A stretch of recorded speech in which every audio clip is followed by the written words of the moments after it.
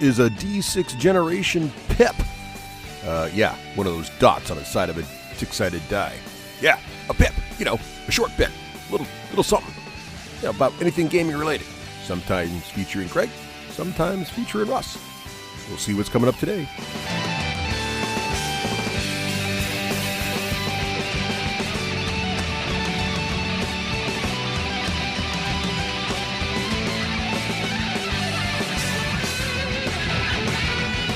Hello everyone, welcome back to another episode of our Roleplay 8 Charisma series of D&D live recordings. Excited to be back with another episode here, and also very excited to be bringing you content on a weekly basis now. Every Sunday, new D6G content coming out. So excited for that to come out today. I hope you guys are excited to listen to this one, and you have as much fun as listening to these as we do making them. One quick note, a little apology here. We did go through a phase. As you guys may know, these are a little bit lagging behind from when we record them live to when they actually go live. And we went through a little phase here of trying to make it a little easier for patrons to listen to us live in using Discord. However, the recording in Discord didn't work so well for us. We got a lot of echoes, a lot of reverb. So unfortunately, we had a couple of sessions where you do unfortunately have to kind of work through those. And this is another one of those. The good news is they end pretty soon. I think there's this one and there's one more. And then we're back to better audio quality. So we do apologize for that. But hopefully you can still capture all the essence of what's going on here. So without further ado, one more quick thing. I guess I have one more further ado. If you want to listen to the shows more currently as they come out, we actually do post after each session the full video version of that on our Patreon page for our patrons. We also have extra content that comes out on Patreon from time to time as a lost chapter. So if you're interested in those sorts of things, a couple ways you can get there. One, go to the D6generation.com, just click the Patreon link, and you can get all that information there. You just put a little support into the show, and we give you back extra content and more timely content. The other option is to go to patreon.com/the D6Generation. Now, without further ado, I think all my ados are out of the way. Let's get back to another hopefully scintillating episode of Roleplay 8 Charisma, in which cultists learn the downside of dealing with dragons, a dragon learns the downside of accepting a gift horse, and a new friend is made. Is your character not as agile as you would like? Karluk looks at Euphemia and says, I really wish he would have missed, and then just falls over. Is DM's grace in short supply? Oh, and the candles go out on the Minotaur's horns. Is compassion not your character's strong suit? Minotaur more like beef or more like cannibalism? So I'm asking for a friend. Is persuasion your dump stat? Be prepared for a caster. Please do not move on their own. There's no caster here. Listen long enough, and you too might learn how to roleplay 8 Charisma. Hear ye, come one, come all. Welcome to you all. Welcome to this edition of the D6 Generations Roleplay 8 Charisma, featuring your host, your DM, the brains behind the bugbears. Russ, did she really just talk to the dragon Wakelin? Hello, Russ. Hello, Rafe. Nice introduction. Where would we be without the know-how mixed with the cold how? You guessed it. It's everyone's favorite crazy coward, Pyric, played by Seppi Yoon. Hello, Seppi. Oh my. Featuring the brothers you've grown to love. One's as cuddly as a bear and creepy as a spider. The other's mind's as deep as a well. Featuring Johnny John Wakelin as Throlric. Hello, John. And Joe. Can I get a quote? Skandarian playing Ulrich. Hello, Joe. Yo, good job, Rafe. Rafe, can I get a beat? Sure, Rafe, you can. Oh my God. Least he is not. Last he is not. Kid's got more rhymes than Sir Mix-a-Lot. Everyone move over. This baby's got back. It's Karluk, the Cal Bard, played by Doc. Hello, Doc. Good evening. I've been drinking, so it's time to get heaving. And also featuring his reappearance, the GOAT himself. He's an OG to the D6G. You may have guessed it. It's our mystery character, Craig. Go on. Good evening, Craig. Good day to you all. This opening statement is hosted by Euphemia's Cooking Corner and sponsored by Fight in a Box Games. I'm Rafe Granger. Over to you, Russ. Thank you, Rafe. Excellent there. So it is only a 2-hour episode. It was very confusing. We just go with these things. Longtime listeners will know. We just when the muse strikes Rafe, you just get out of the way. That's right. Let it go, and then return to normal a few minutes later, and it's fine. Exactly. Speaking of normal, we need to figure out what happened last time, and it's time for someone to summarize this. And as the rules in the bylaws clearly state, the player who took the most damage last session must summarize, and I believe that is you there, Joe. Oh, I thought it was Craig. Hold on. No, he wasn't even here, so he can't summarize. I didn't take any damage. That's right. Yeah, you will. Oh, you will. All right, so let's begin.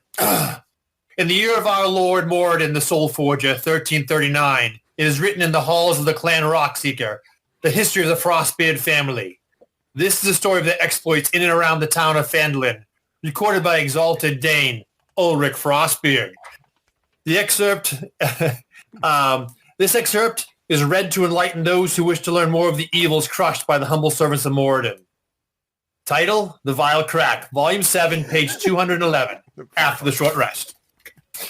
We started at the arcane stone clearing. His Grace held his staff in both hands and reached to the obelisk. We gathered to himself the intellect of Cowlick that was lost and the insight of the arcane elves are known for. We gathered ourselves up and headed for the source of the blight in this grave/hedge maze. Euphemia informed us that her impassive sight that the blight was necrotic energy and needed to be sealed by the radiance of Moradin. With Pyrrhic's guidance, I smote the blight with the power and the blessings of the Soul Forger. Here's where it got weird. Euphemia and Cowlick and I spoke with the druid spirit that was freed from the blight. She could not remember much from the time before the blight. Pyrrhic surmised that some evil came to the grave, opened the cracks in the negative plane, caused blah, blah, blah. I'm an elf. I'm so smart. Not sure what that was getting about because the druid says there was treasure behind the birch tree. So we then rushed to the obelisk clearing again, where Cog played the Song of Victory. Euphemia figured out that to calm the tree golem that Pyrrhic could get, if he calmed it, Pyrrhic could get the treasure. From here, we decided to rest and plan our revenge upon Venomfang for eating our horses. The end. Nice. Well, Joe, take a point of inspiration for that excellent summary. Just a couple minor notes there. It was not a druid you rescued, but rather a dryad, which I understand could be confused with a druid. So, these things are a little fuzzy. I am a dwarf. They look the same to me. which is fine. Everybody looks the same. More things change. With leaves, right. But yes, and you did recover the treasure from the tree, which was guarded by a vine golem. Yes, and so you also all decided to take a long rest because the evil dark energy that was pervading the woods seems to have dissipated since you closed the rift between what apparently is the Dark Fae and this world. So that's the good news. And you felt you'd take a long rest here, which you've done. But I believe, Pyrrhic, you had a special request, a special studying session you were going to be doing during that long rest. Do you remember what that was?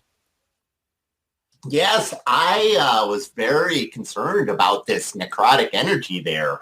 And so I was like, Amin Kust, he just sort of accidentally left his notes for absolutely no reason in our care.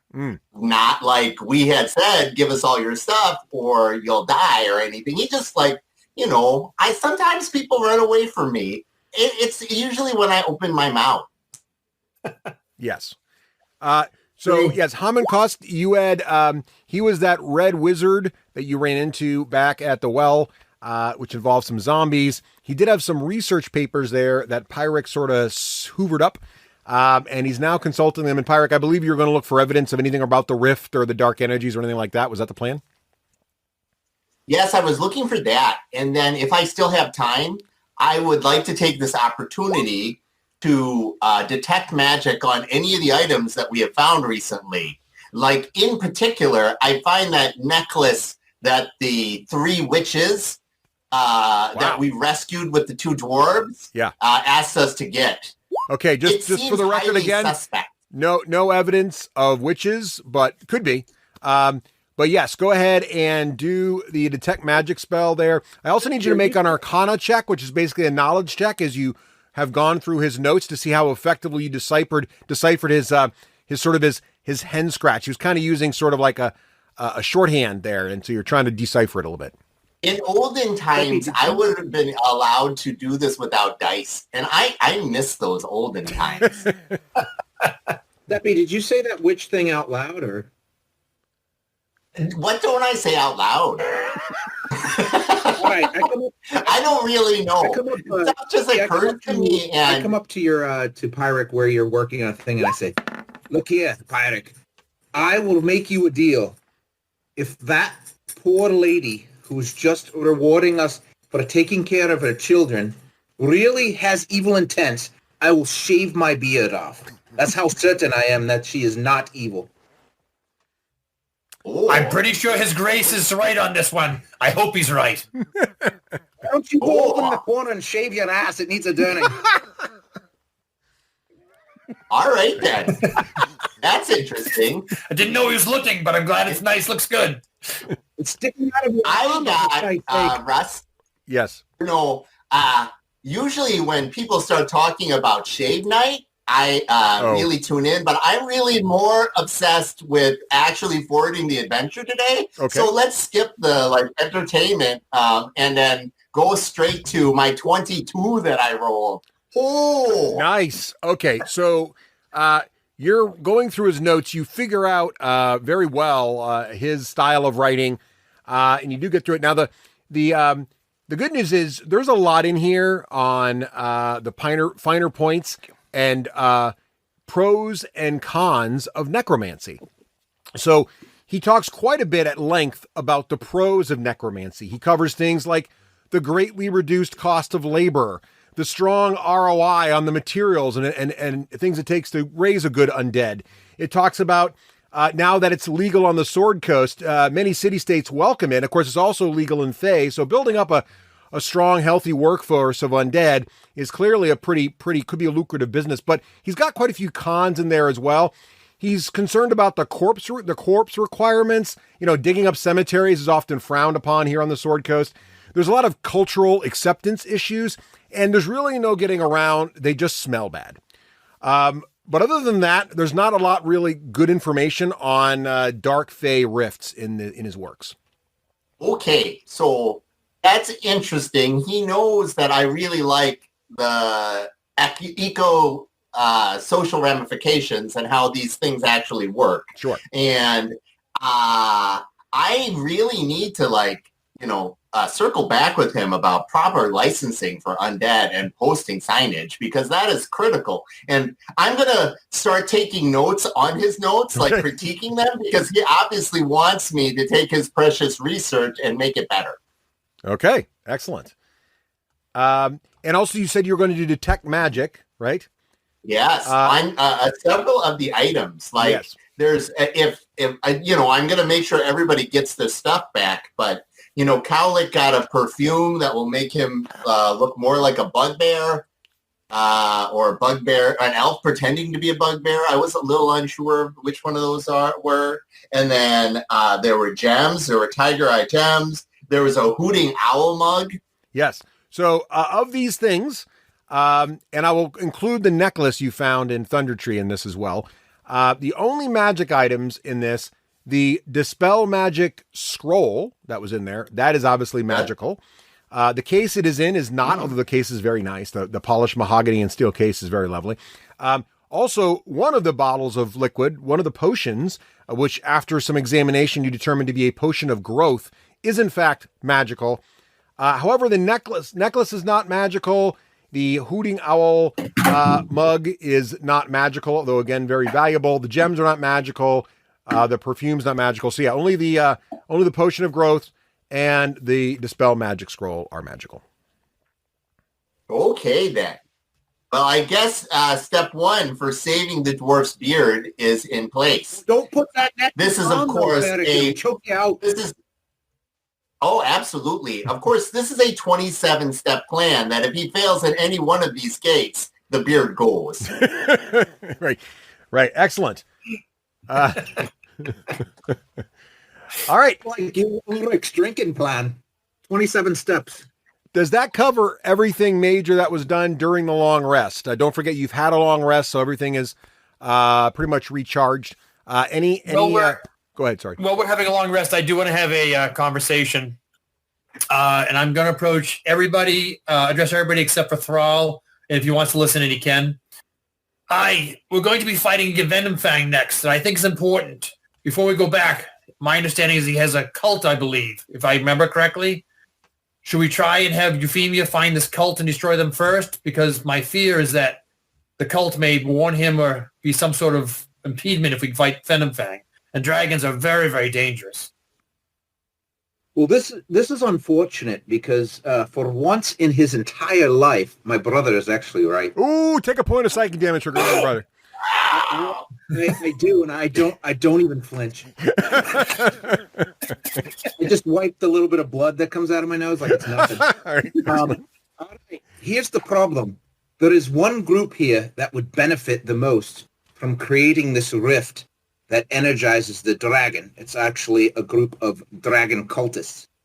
We don't need Euphemia to find them. All we need to do is go back to the statue, check the footprints to see if there's the one with a star print that was here, and then we just track them back to where they were, and then we just take care of them. Question, Russ. So you're saying the cultists are at the statue? No, the cultists tore down the statue, so all we have to do is track them. So we put the statue back up. Cricket. Okay. Seppi has a question while the dwarves are discussing this. The star on the heel, is it the whole heel? Is it in the corner? Can you describe, or is it like in the toe of the shoe? Like, where is the star? So it is, I'm getting ready to Google a star image and put it on the screen. It is in the center of the heel of the boot. Like in proximity of a coin, how big? About 4 millimeters deep and about 18 millimeters wide. All right, then. So that's pretty big. So I'm going to write that down. I'm going to write that down. I'm going to get my ruler out now, and I'm going to draw a 2-scale star. All right. This is why we need listeners live so they can do this kind of fan art. Someone's got to draw the star that is 4 millimeters deep. And I don't see any reason why we don't get moving. I've come to a decision. I think we should go back to the statue because I've never seen the Dwarf Brothers be in complete agreement before, so that must mean something. And plus, I think I remember we went too fast, and Pyric needed to get something out of the alchemy shop. So back to the statue we go. What say you, Karlik? I've been trying to have a thought, and it's escaping me, but I don't know. The idea of putting that statue back up, there is something in my bardic soul that tells us maybe we should put it back into place. Let the record reflect that the two lawyers of the show cannot say statue without saying statute. You started it. all right. I wish that to be stricken from the record, Russ. Sadly, Statue. there's no editing in the show. It just, whatever happens, happens. All right. Excellent. So are you all in agreement? We're heading back to Thundertree. Yes, Seppi. No. I've got to make sure what happened last time we tried to introduce Craig does not happen again. Okay. Don't you worry. As a player, I cannot have this happen again. Okay. Don't worry, Pyric. I'm in the wings, baby. All right, then. All right. Don't you Don't you worry all that. I'm in the wings, and I'm waiting for it. And I'm waiting for you. All right, so we're going to go All right, out, now march that I order know- back through hedge maze. All that pressure falls on us. It's not our problem. Yeah, All so right. we're going to go back. We're going to head out back through the hedge maze in marching order. All right. Ulrich, Excellent. lead the way. No, I don't agree with him. but I'm doing it. Okay, just to be clear, 2 points of psychic damage, way too much. Just to be clear. All right. Excellent. Okay, so you head back to Thunder Tree, and in the interest of just being nice to new players, we're just going to skip ahead right to exiting the maze and reappearing in Thunder Tree. Now, you said marching order, and this is actually going to be semi-important. And when I say semi-important, I mean absolutely critical. So what exactly is your marching order? At the moment, here's what I have. You correct me if I'm wrong. I have the dwarves up front. And when you get near the end of the maze, by the way, it goes to 10 feet wide, so you can go 2 abreast if you want to. So I have the dwarves up front. Then I have Karluk, Pyric, and Euphemia sort of bringing up the rear. Does that seem right? Do you want to change that at all? I'd like to go directly behind Ulrich. I think we should have Karluk in the rear. Yeah, so it's going to be myself up front with Euphemia. Then it's going to be Pyric, Euphemia, then Pyric, and it's going to be Karluk. All right. Single file? Thalric can go wherever he goes. Did we say single file? Is that what we said? Or are we going Thal. As long as Thalric is behind me, it's fine. I thought you said, okay, so it's Ulrich, Euphemia, then Pyric and Karluk. Where's your other dwarf? I never really know. John, where are you? I'm up front near all right. Minor. We're having a spirited debate about I'll put you walking 2 abreast because the dwarves are arguing about it. So it's the 2 dwarves up front, then Euphemia. How about this? How about Euphemia and Pyric walking side by side, and then Karluk in the back? Because you're all kind of feeling a little casual right now. I mean, he just closed the rift. The forest feels great. The vibe is fantastic. All right, so that's where we are. And you enter into, as you come out of the sort of the narrow sort of tunnel area of the wooded maze, if you will, and you enter back and you start to see the back of some of the ruined buildings of Thunder Tree.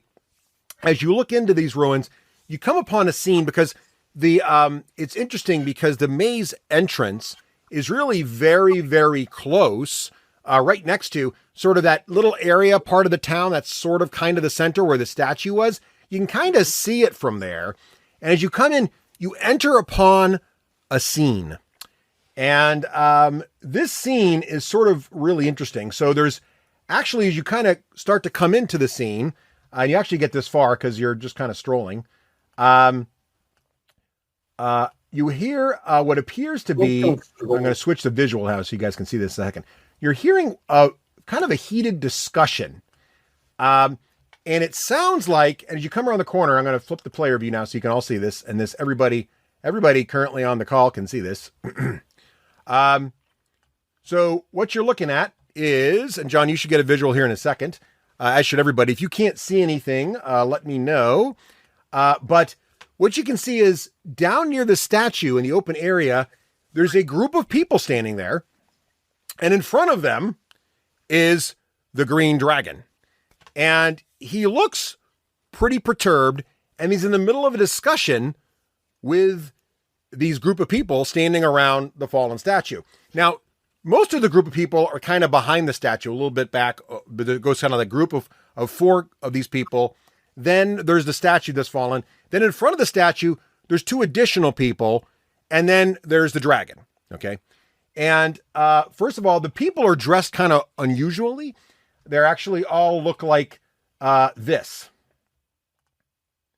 So I'm just sharing this image here.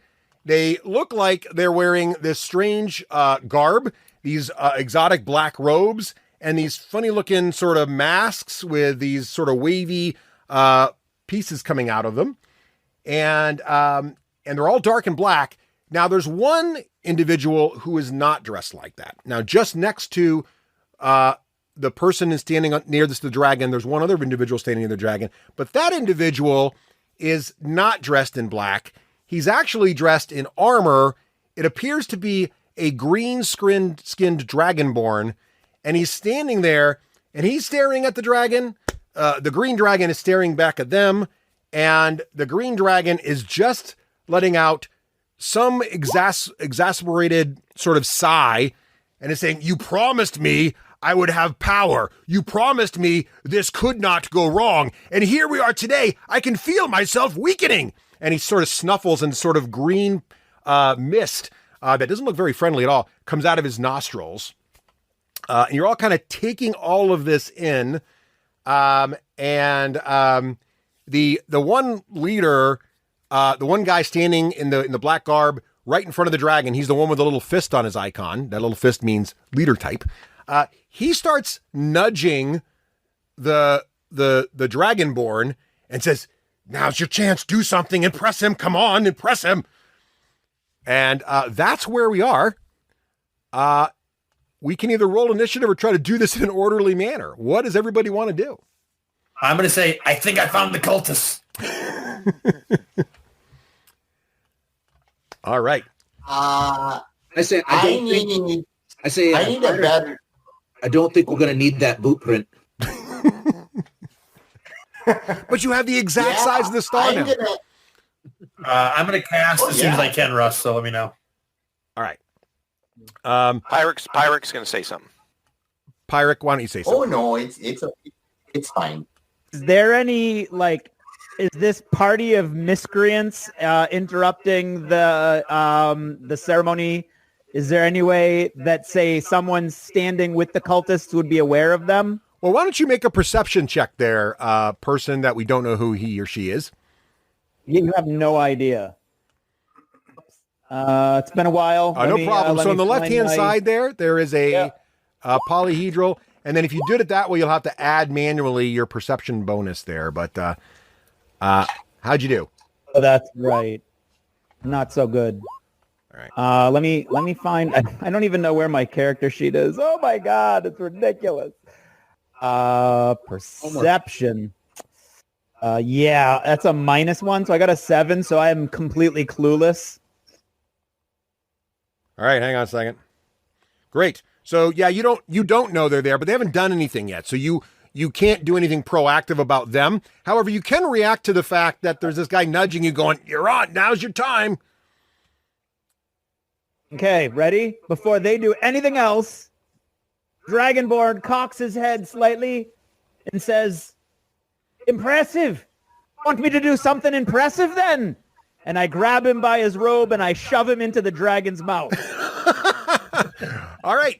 Why don't you go ahead and make a dexterity check to see if you can pull this off, or strength. I will accept either athletics or acrobatics check, whichever you'd prefer to try to use.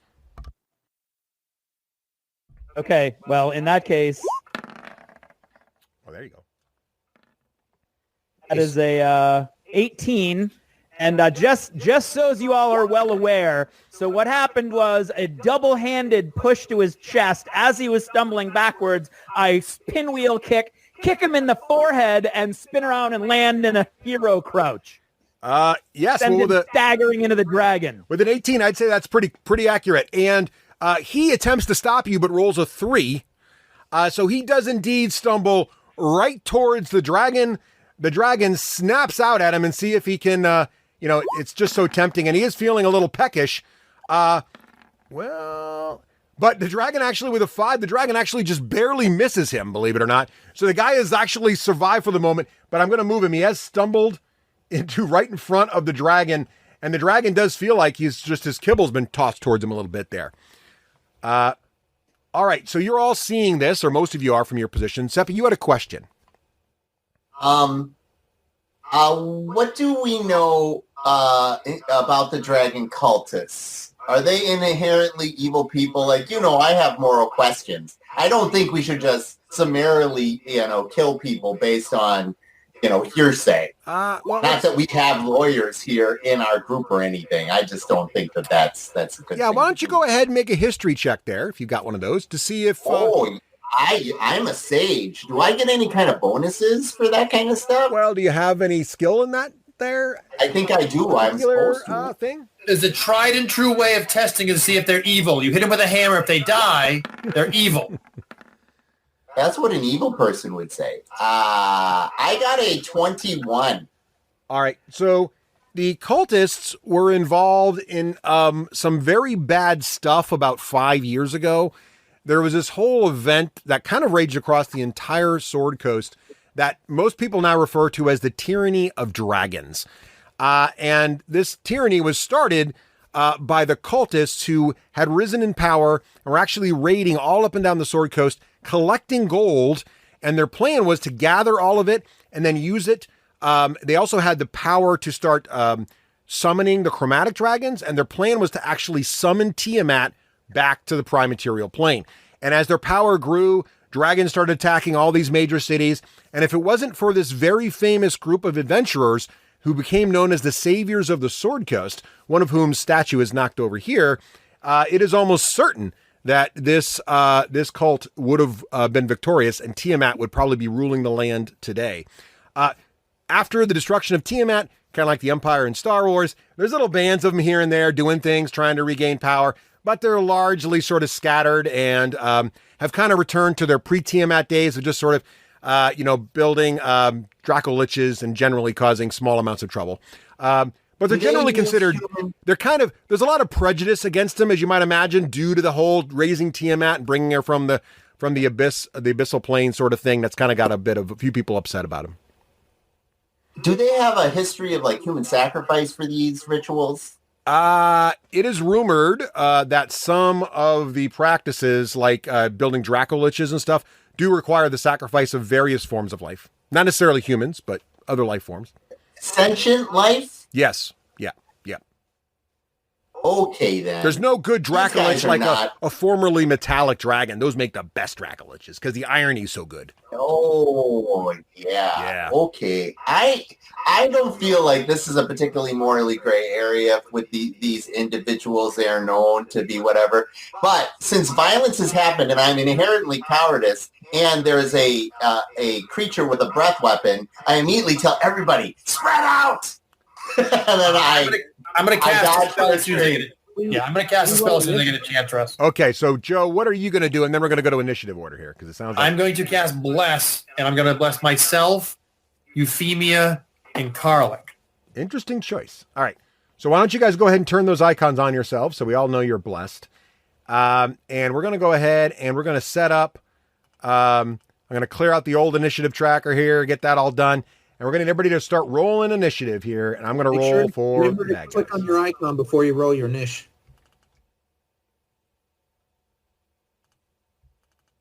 In previous shenanigans, I would have bombed that whole area with arcane might.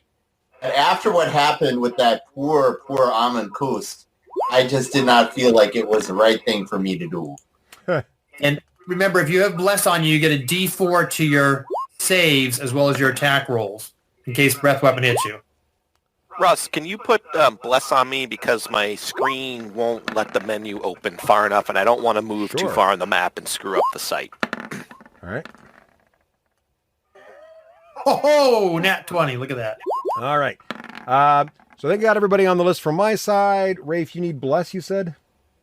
I need Bless and I have to roll. Got it. Bless coming up. Oh. All right. Excellent. So we've got our turn order going here. I'm just making sure the bad guys are on the list. Craig, did you figure out how to roll your initiative? Or are you still working on that? I rolled it, but I don't have a token. You do. So I didn't. Yeah, you're on the screen. Your token. I got a 22.16. A 22.16. Okay, I'll add you manually here.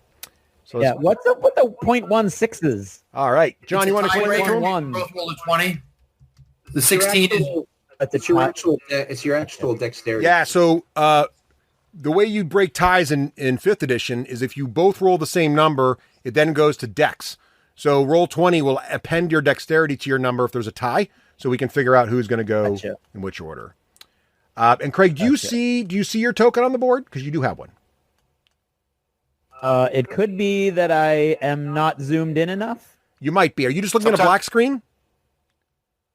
No. Okay. So in the upper right-hand corner... I'm looking at a map, but I can't move the map. you might be zoomed all the way out. I don't know. So in the upper right-hand corner, there is a plus button and a minus button. If you start clicking the plus button, it'll zoom in, and then you can move the map around by using either the scroll bars on the bottom or your mouse wheel. It's a right click. I get it. Yeah, there's settings. You can change all those options, so it might be different for different people because you can change them all in the settings. Yeah. Okay. Did you find your token? I did. That's excellent, because you're going to have to move your token when it becomes your turn, so we know everybody's going. Okay, excellent. So we're going to go ahead and sort for initiative order, and it's a good thing you just found your token there. Someone named that Craig's playing that I don't want to give away a name of. So it's your turn there. You've just shoved this guy, this person, towards the green dragon, but through some twist of fate, the green dragon missed him. Maybe it's because he's been coughing lately and seems to be a little bit weakened in some sort of way. The dragon, not the guy. Okay, well, I'm going to... Yeah. Okay, so I look over my shoulder at these people I'm not supposed to know are there, and I wink at them with my big luminous eyes, and then I sidestep once over to here, and then I'm gonna attack this guy with a big old axe swipe. All right, nice. Ooh, you remembered how to ping. Well played, sir. Excellent. So go ahead and roll your attack roll. Yeah, that would require me. I'm still. Just go ahead and click a D20 and then add them in. You can make it all automated so it fully works. But I'll have to walk you through all that stuff at some point. Yeah. There's this one. There you go. And ooh, that's a 15. And what's your bonus? That's an 18, my friend. Nice. Well, that is a hit. Give me some damage there, sir. And what are you using for a weapon? So the folks at home and these people that just walk in the thunder tree. A what? And that, how come it just did that's a D20. That's not a D10. You can't. So yeah, the damage rolling thing in roll 20 is a little weird. I get it. Yeah. All right. Click the battle axe under your to hit, Craig. It says battle axe one-handed. You click it underneath, it'll come up the damage. Click the battle axe. It's got to be in the chat, though. In the chat. Let me just do this the old-fashioned way. It's a lot easier if you just roll the dice and do it that way. Yeah. Okay. All right. So that would be 12 points of damage. Ooh, yeah. So the Dragonborn raises his battle axe and just cleaves this cultist in two, shattering his mask, his robes, and indeed his spine. And that guy will not be down for breakfast. All right. Okay. And then the Dragonborn puts his arms out and goes, yes! And you hear a faint... And you actually are surprised to hear, you do hear, literally, the faint actually happens when he makes this gesture. All right. Child of destiny! Ulrich, you are up, sir. You look like a fine fellow. You must be friendly.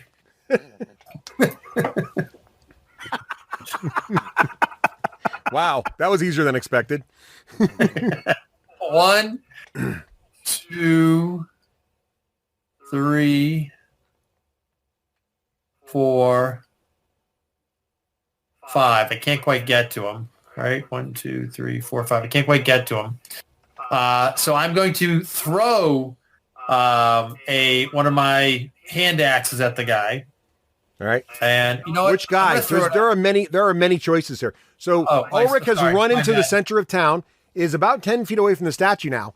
And there are these cultists all around. There's this Dragonborn there, smiling as he just literally gruesomely cut a cultist in half, and some sort of magical fanfare played around him. And then there's this giant, quite large, or I should say huge dragon, not 30 feet away from you, trying to eat another one. The dragon is 25 feet away. All right. There you go. So we're going to go with, we're throwing it at this guy right here. All right. So you're throwing, what is that, an axe at the nearest cultist? It's an axe. All right. It's a trick, get an axe. All right. All right. So here we go. That is going to be a 23 to hit. Oh, what'd you get for damage? Impressive. 7 damage on the axe. All right. That axe hits him hard. He is bloodied. Less than impressive. He is bloody, but still up. Not a one shot. Yeah, the Dragonborn definitely had a better entrance than you did. I look at the Dragonborn and give him a wink. All right. That's right. Sorry. I get plus to hit, but I hit already. So my bad. So the dragon's turn to go, and the dragon looks at these cultists and he says, "You are what was expected to worship me. You are not worth my breath." And as he says that, he breathes out this massive cloud. Apparently, they were. That's just confusing. I know. Well, he's a little disoriented. Honestly, he looks a little disoriented. He's a little like he's kind of wobbly. He's trying to fly back as he does this for dramatic effect, but he's having a little trouble. And this huge sort of let's be honest, poisonous cloud comes out of his mouth there, as you can see on the map. It's a pretty big poisonous cloud, honestly. You know, it's these dragons, they do breathe quite large, and it kind of envelops pretty much all the cultists, including the Dragonborn, and the statue area as well. Ulrich was probably saved by his short legs, not able to get as close as he wanted to, which just kept him out of the breath weapon here of the dragon. So the poisonous cloud comes just shooting out and envelops everyone. Well, not everyone, but the cultists. Well, all the cultists, all the cultists, and everybody hanging out with cultists, pretty much. So let's see what he does for damage, shall we? Okay, so let's see. That's going to be a lot of dice, so let's just go ahead and do that.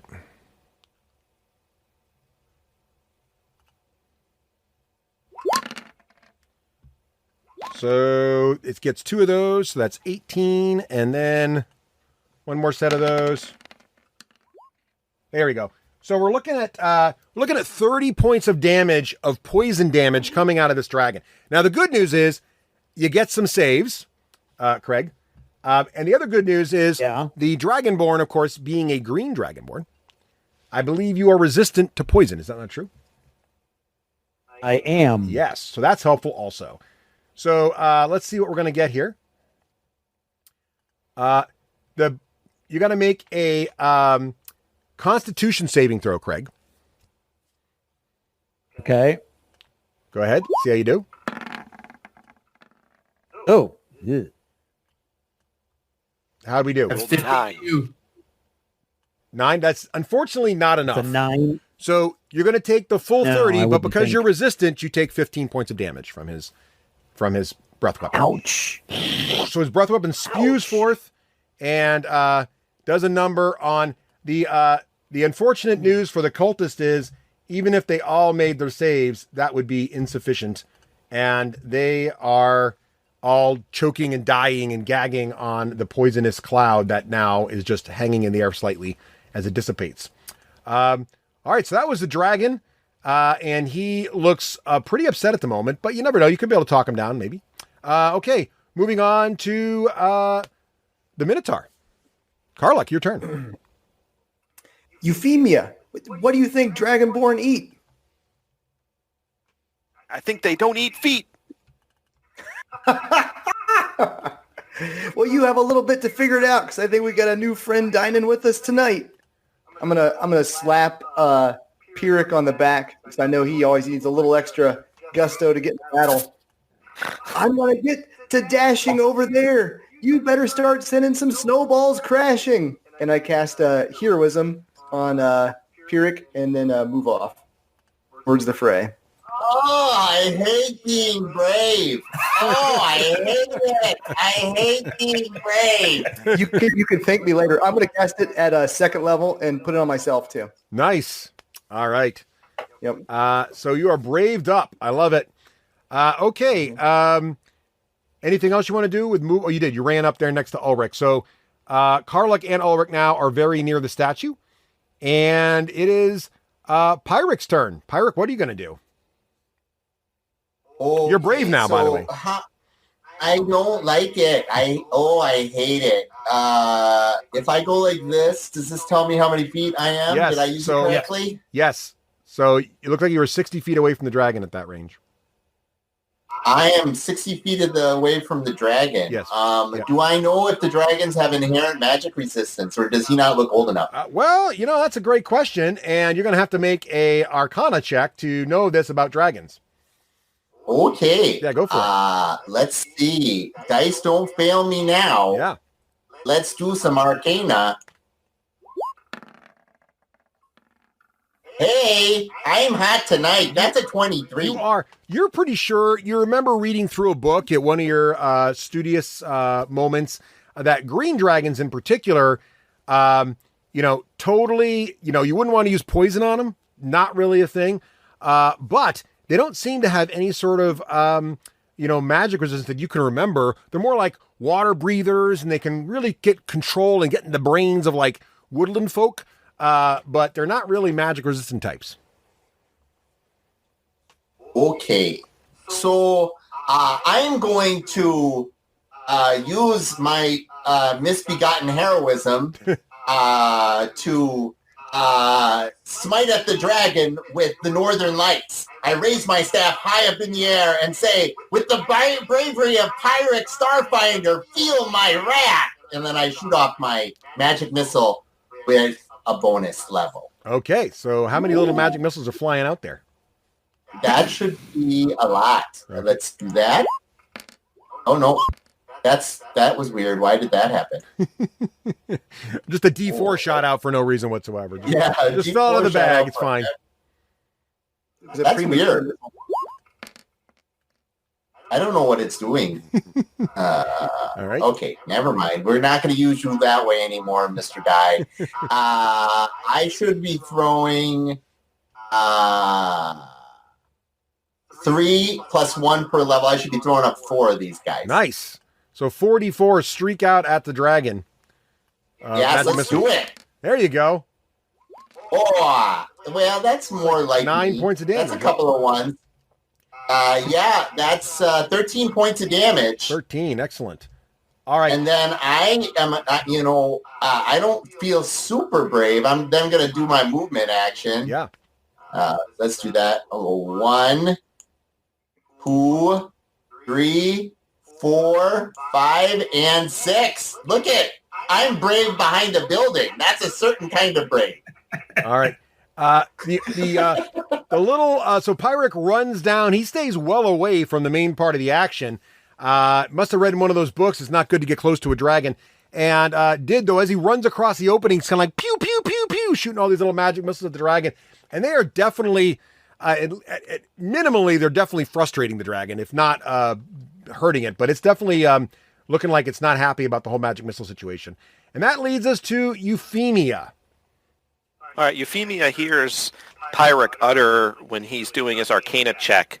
She hears Pyric say, "If I can recollect from The Plight of the Dragons, Volume 3," but then she loses track of all the other stuff that he says.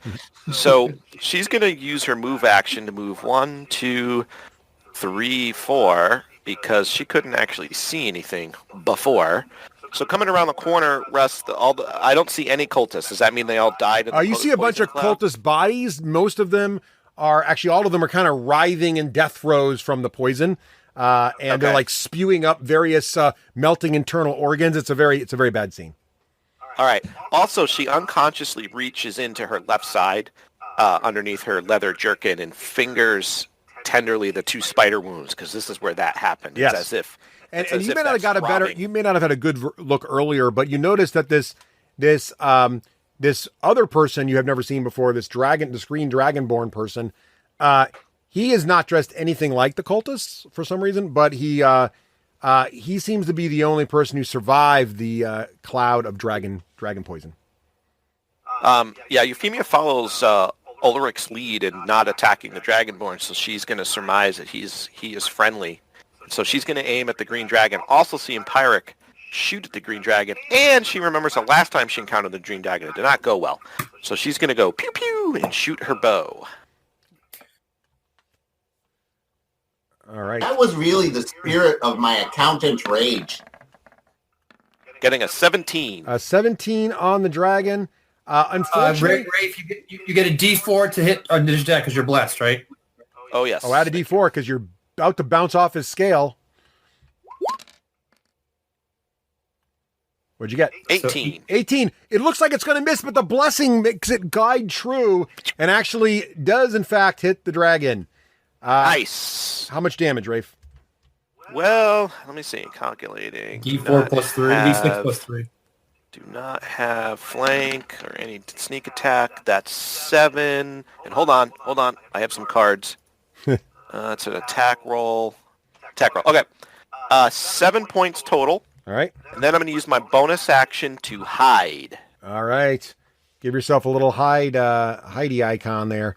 All right. Yeah, you do bite into the dragon's flesh. You find a weak point in his scales. Apparently, hobbits are good at that. And he is not loving that at all. Betcha. Moving on to Thralric. What are you doing? Everybody's run past you. You're like the last to do anything. Yeah. I'm internally roll bad in initiatives in this particular campaign. Yes. Did we all see the green dragonborn shove the cultist into the dragon's mouth? From your position, you definitely saw that. Okay. I don't think Euphemia may have seen that, but you did. Can I get my spider token? Yes. You also saw him cut down the other dragon, the other cultist too. Your spider token. Yeah. Hang on a second. Animal forms, spider form. There you go. It's right next to you. I will go. Can't click on my spider. Let me give you control of the spider token. Hang on. Control by.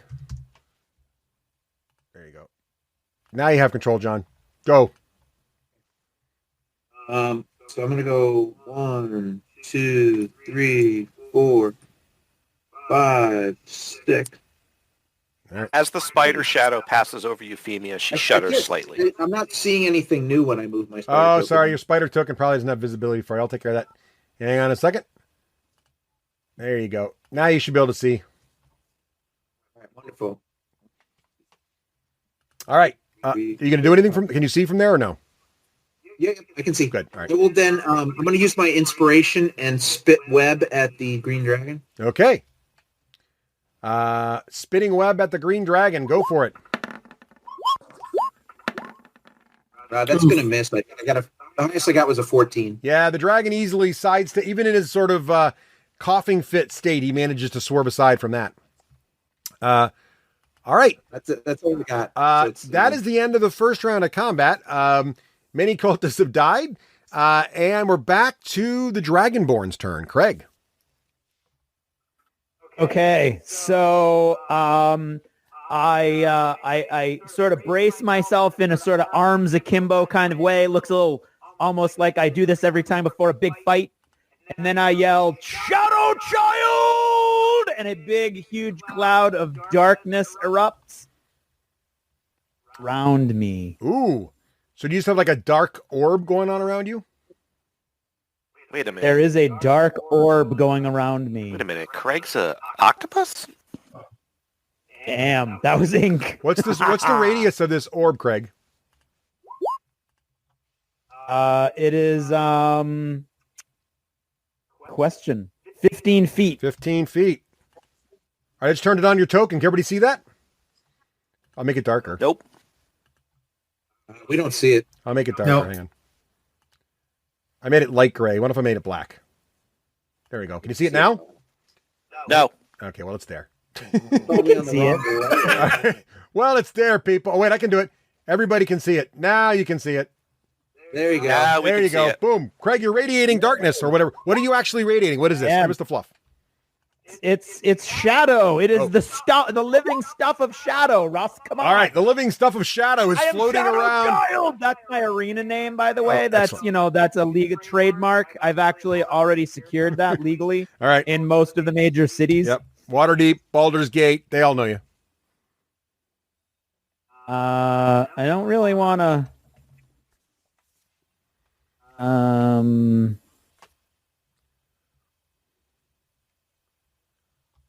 There, so everybody else can still see the dragon. So what is the game effect of your cool shadowy shadow situation? It is complete and utter darkness, and no one can see through it unless they can see through magical darkness. Oh, So nice. even little tricksy elves' eyes can't see through Nice. it. And can you see through it, though? You yourself can?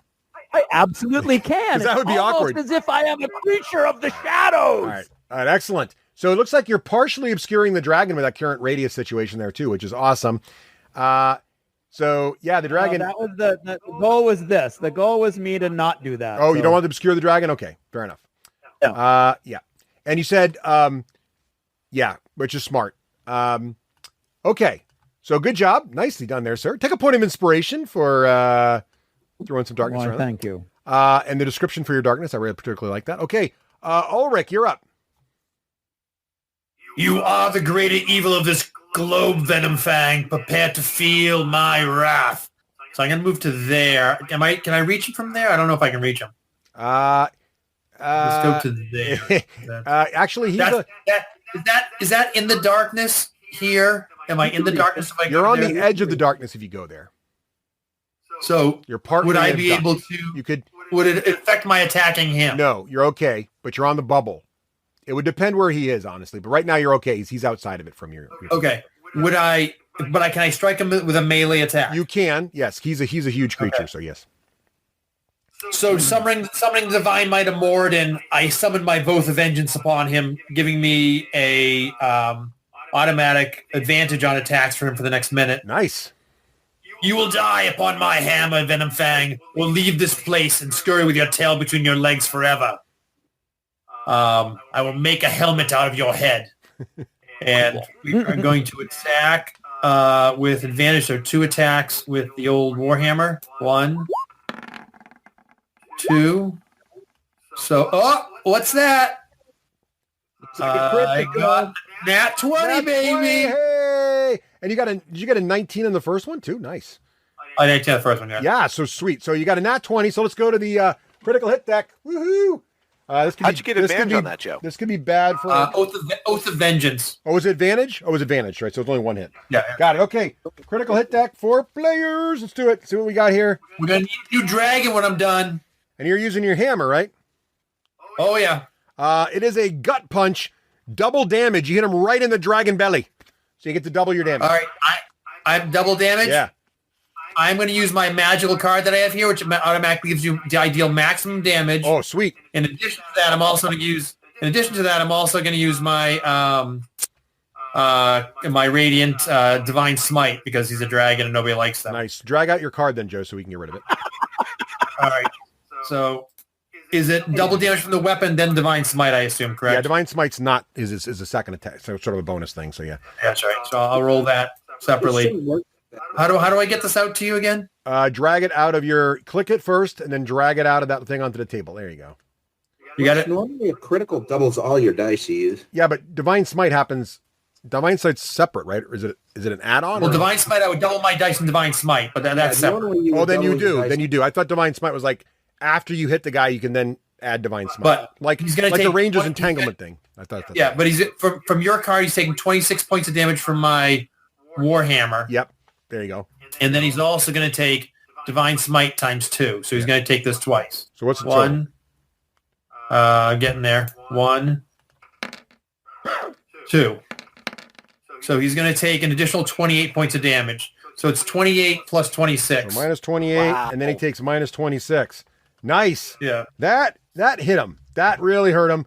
And in fact, he is in fact bloodied now.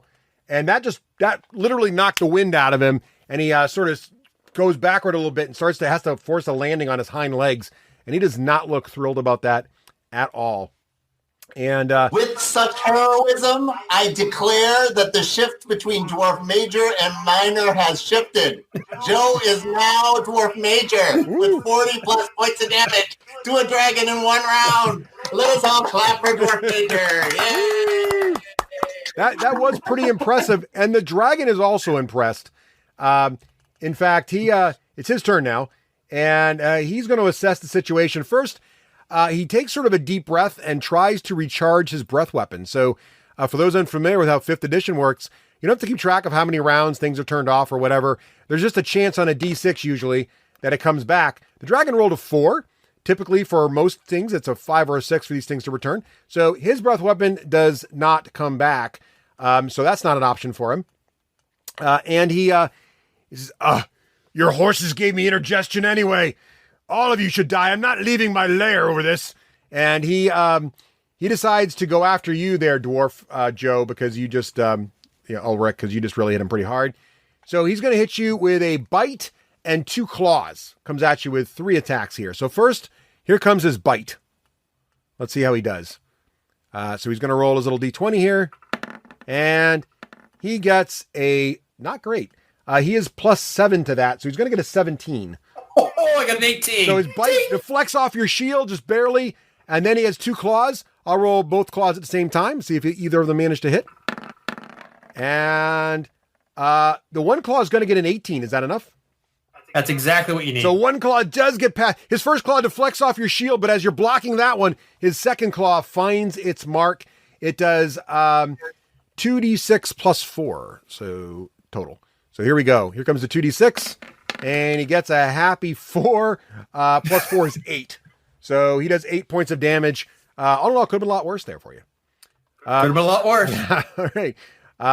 Okay, so the dragon looks really frustrated. Also, is that a little fear in his eyes? I'm not sure. I'm pretty sure it is. It could be some of the darkness just from some of that living shadow getting in the way. It's hard to tell. All right. Does he want to try and run away? Minotaur, you're up. Doc.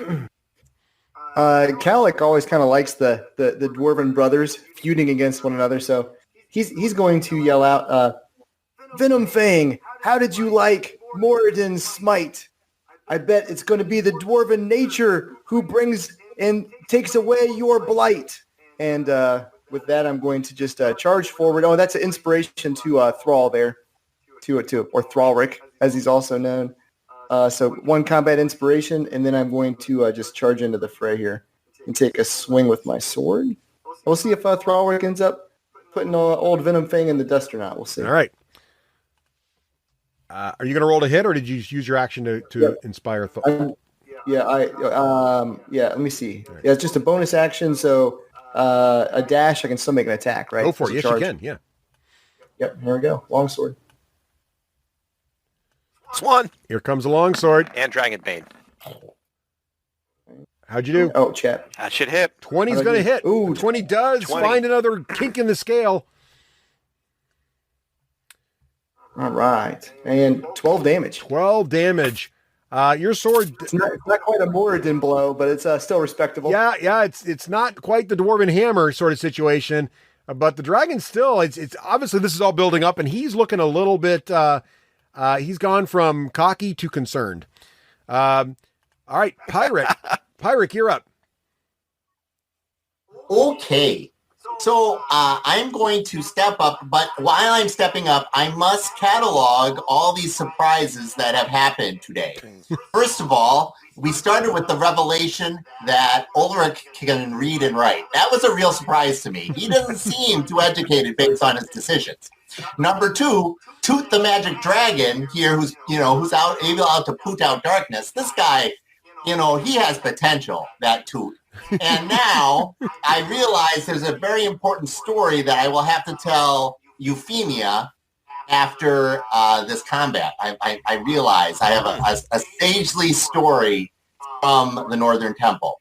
But since I don't want to be too brave, I'm going to once again, from the backfield, fire off the Northern Lights. This time, when I see Cowlick charge up with his longsword, when he strikes true, I'm going to aim those Northern Lights to the gouge in the scales, infusing that blow with even more mystical might.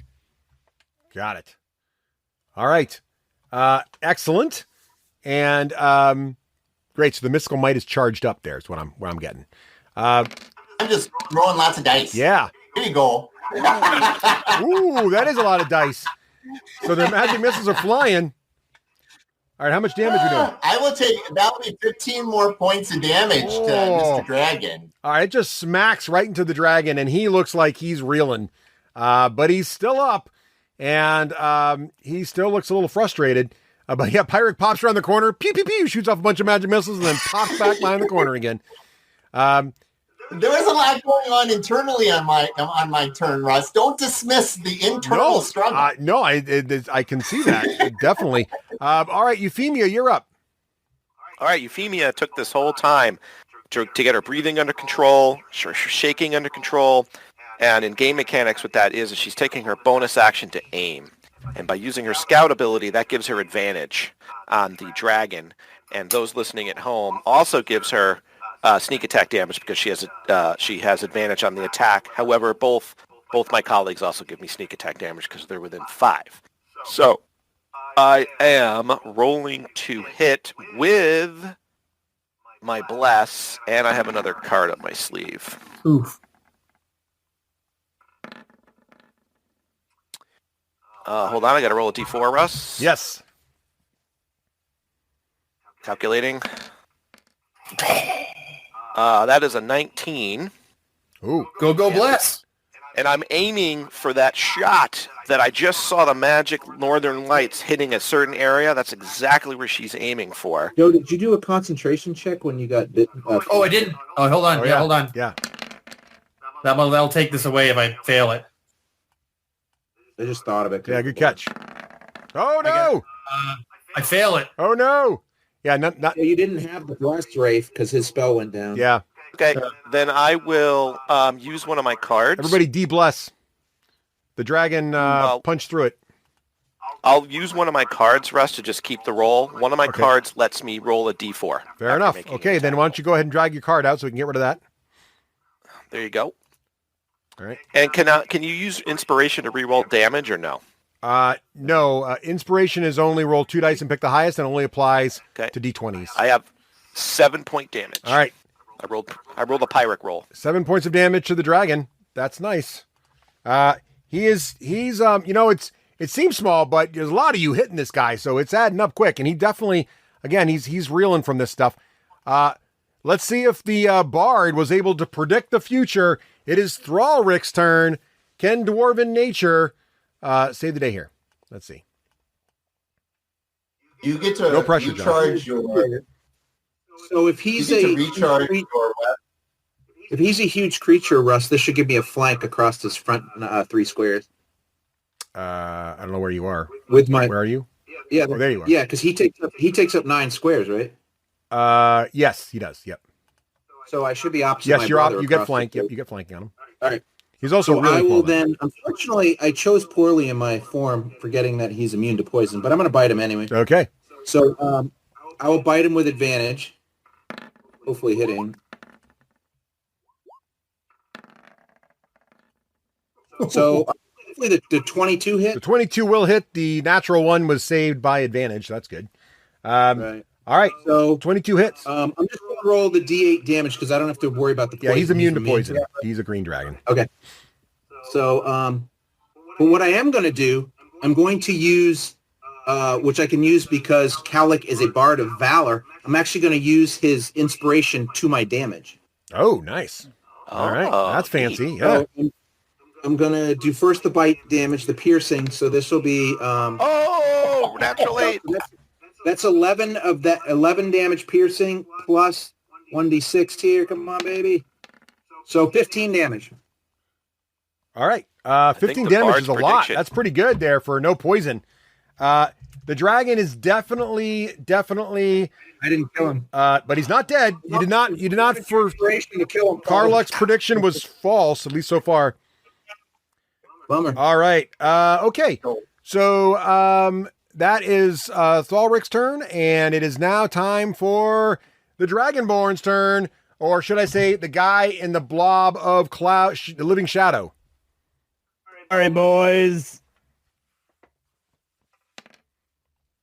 So he now can't see me, and I can see him. Yes, but also the dwarf can't see. Ulrich is also they're all blind too, but these are the things that you have to deal with as an adventurer with a destiny. Yeah, so all of a sudden the lights just go out for our Ulrich and Karluk. You can see nothing. And Thalric, the wall of blackness has gone past the dragon now, as ends right in front of you. So you're just looking at this solid wall of dark right in front of you. Christ, I've gone blind! Sorry, my new friends. Everything will be fine. I don't know if you, but just so you don't miss it, it might have blind sight or true sight. I know what it can do. Okay. But yes, it might. It might not. I don't know. John, whose side are you on? Yes. I know what it can do. The question is, does the Dragonborn know what it can do? Green dragon to kill this green Dragonborn. Yes. The green Dragonborn may not know. That's right. Oh, may not. But it may. It may not. Who knows? Anyway, Craig, so what go ahead. effect does it have if it can't see? Or on my rolling. Oh, it has no, if it were blind, right? I think it only affects its own attacks, right? You would have advantage hitting it if it's blind. Yeah, you would have advantage hitting it, and it would have disadvantage hitting you. But what you notice as you move in is the dragon seems to, in its combat stance, react to you as if it can see you. Craig. Okay. Well, that was a big old waste of a reveal. Craig, move one square up and you get flanking with me. 1 square north. Here? Yes. Yep. Now you get flanking anyway, and so you have advantage anyway. Yeah, some creatures in 5th edition have this thing called blind sight, which means they don't need to be able to see to be able to still do stuff. Basically, his other sentences are so heightened. I'm just a simple warrior, okay? I don't know these things. No, it's fine. You wouldn't. It's totally in character to not know that. Yeah, it's fine. Okay. All right. Go for it. But I would also recognize him seeing me, and I would play to that. Okay, you see him reacting, and you're like, your warrior skills know that this thing definitely knows you're there, and your clever plan didn't quite work as planned. Yeah. So 2 of these. You could attack Ulrich because he can't see you. Yeah, Ulrich you'd have advantage on. So that was 10, 13, 13, 14. 14. The dragon apparently does sense you coming and easily sidesteps your swing. This may not end well. Okay. Wait, how much? So I can still move though, right? You can, but as long as you don't leave him, you won't get an attack of opportunity from him. John, for game purposes, if Craig moved here, and I'm not telling you to, Craig, I just want to know for learning, does that give me flanking with a bow? No, you don't. Bows don't flank. Okay. So for listeners, they're all clicking on the screen and seeing where the best spot to stand for optimum dragon combat is. That would create a flank. I think I can do it. It's the best I can do to get out of your way. Okay, so Ulrich is still blind, but the good news is Karluk now is out of the living shadow bubble. Okay. Ulrich is Moradin. I've been blinded. All right. What is this madness? All I see is blackness. Oh, no, I'm fine. Yeah, so you guys, it got really dark. You heard a couple of whoosh whooshes, and then it got a little light again for the Minotaur. That's basically what happened there. And then you heard the Dragonborn say some things. All right, Ulrich, it is your turn. Confounded cultist is trying to blind me. Now it's time for a song. It's time for a battle worthy of a song. Kaulik, sing about this. I can. If I move out here, I can see. My cat just fell off the table. Awesome. I think something happens in every episode. There's one where we just heard this crash. All right. I know. All right, so I don't know. Can I see the dragon from there? Is he still in the darkness? Actually, he's in the darkness now, pretty much. So at this point, I know there's one. He's huge. So there's one corner you can sort of see him a little bit. Yep. Yeah. All right. So can I? If I strike here, would it be still be a regular strike? Yes, you could still strike him in that corner there. Yep. All right. So I still my vow of enmity up, vow of vengeance up. Yep. So I'm going to strike him with my hammer again. All right. You'll be singing about this one in the years to come. And that's going to have advantage because I still have that up. Okay. 2 strikes. I'm going to get a 23. That'll hit. Hit. It is going to, and I'm going to use my Divine Smite again. Ooh, nice.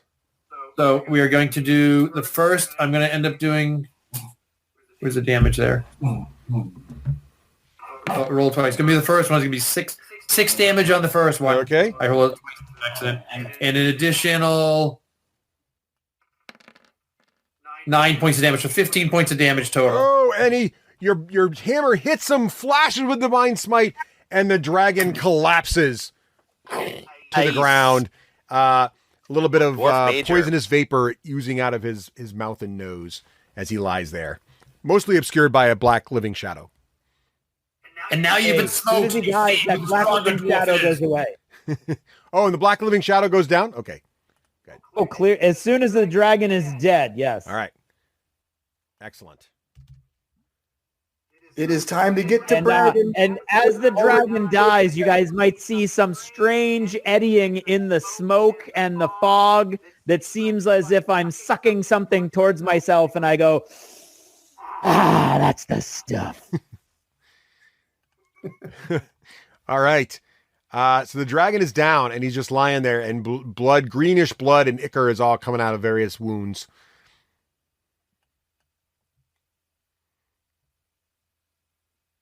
It's Okay then.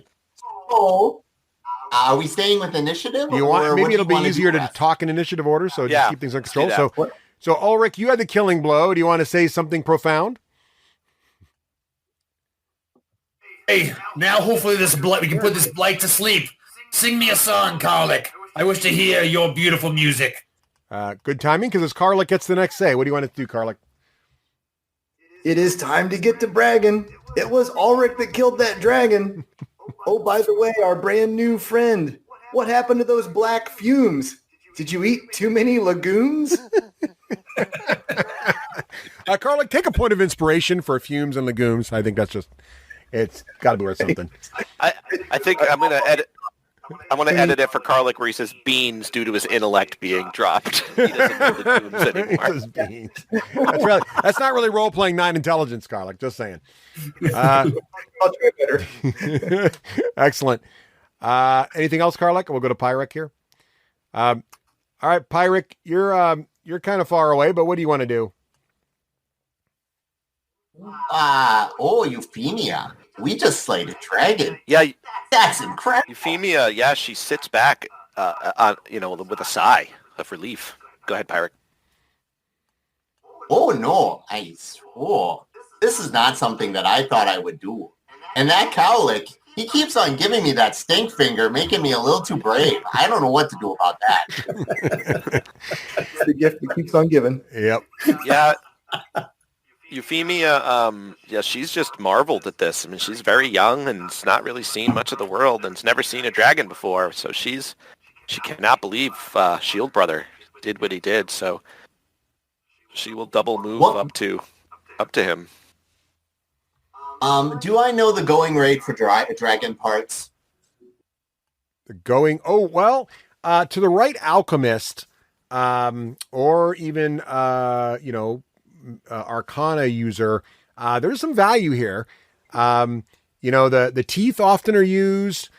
Scales are used. In fact, scales can be very valuable to armorers and weaponsmiths in many cases. Even the leather of the wings. But you're not really familiar with the proper way to necessarily remove and store and preserve the parts necessarily.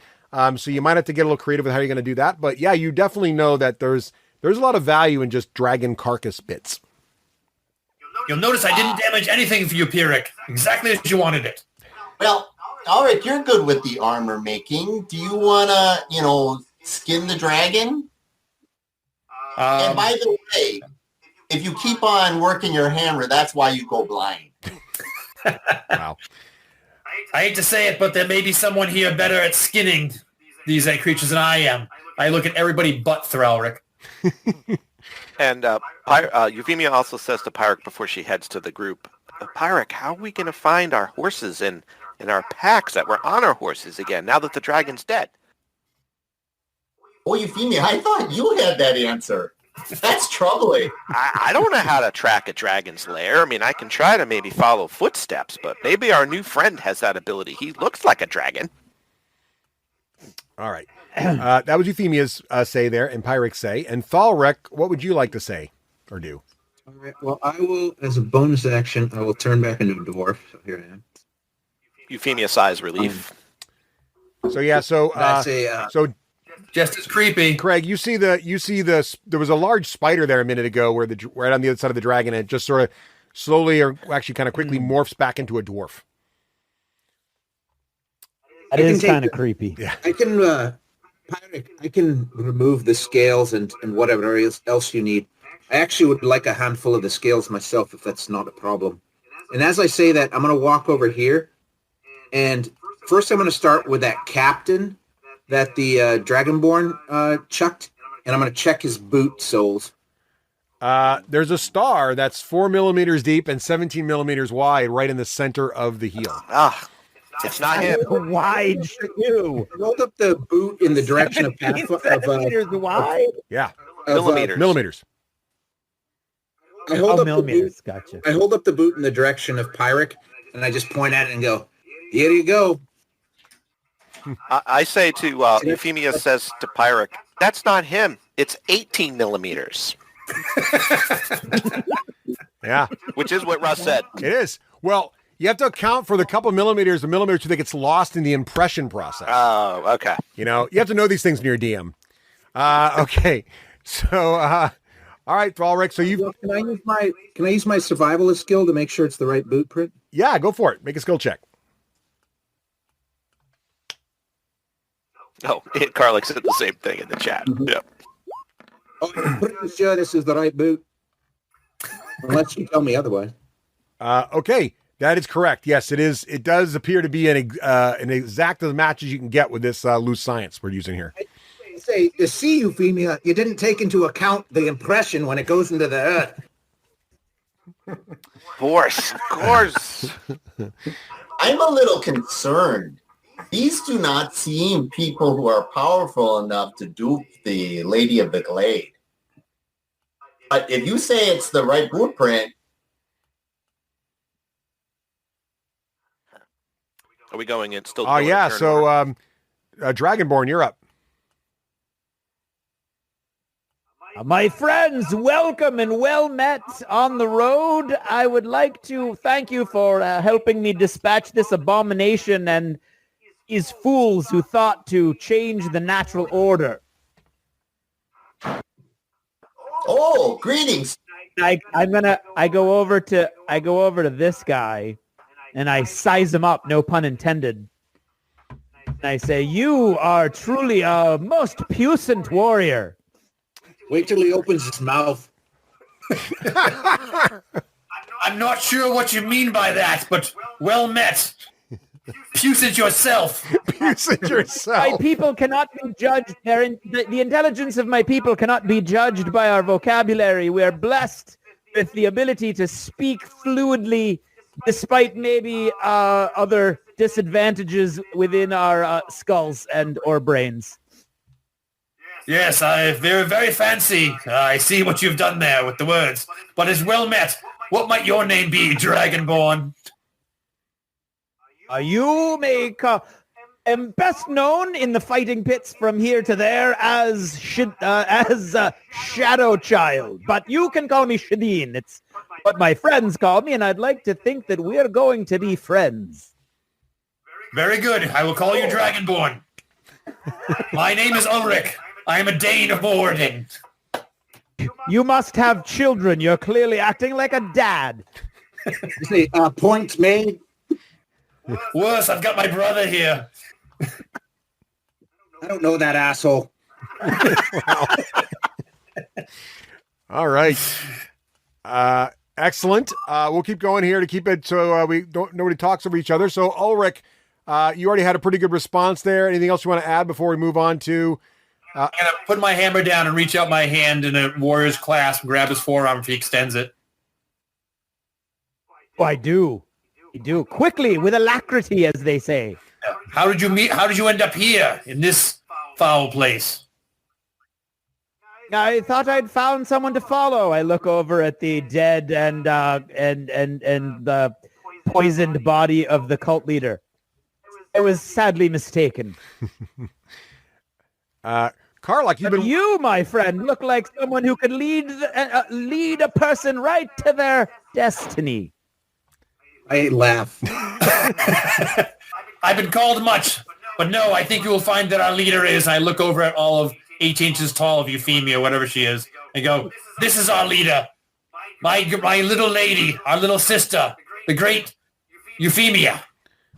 All right, so just keep things in order here. Laugh. Before Euphemia can respond, Karlik, you have a chance to chime in on this whole conversation. Karlik's just going to kind of like give a little warrior fist bump to the Dragonborn as well, and then I'm gonna take a seat up on the statue as I typically let the adults kind of talk. And I'm gonna work in the background. I'm gonna try to take a song of dragon slaying and try to figure out how I can insert Ulrich's name into it as many times as possible. Nice. We'll expect that next week. Okay. I reach over the little person's head to fist bump the big giant horned one. Excellent. So Pyrek, you're seeing all this, you're hearing all this conversation. What is your reaction to this? Your name is, did you say Sheridan? Shadeen. You may call me Shadeen.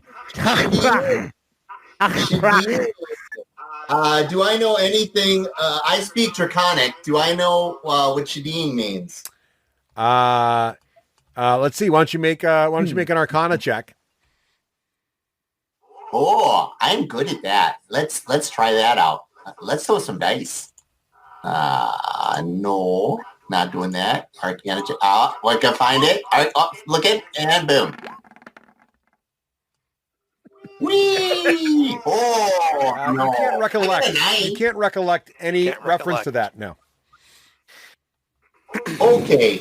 Well, Shadeen, nice to have you on board. If Euphemia says you're okay with me.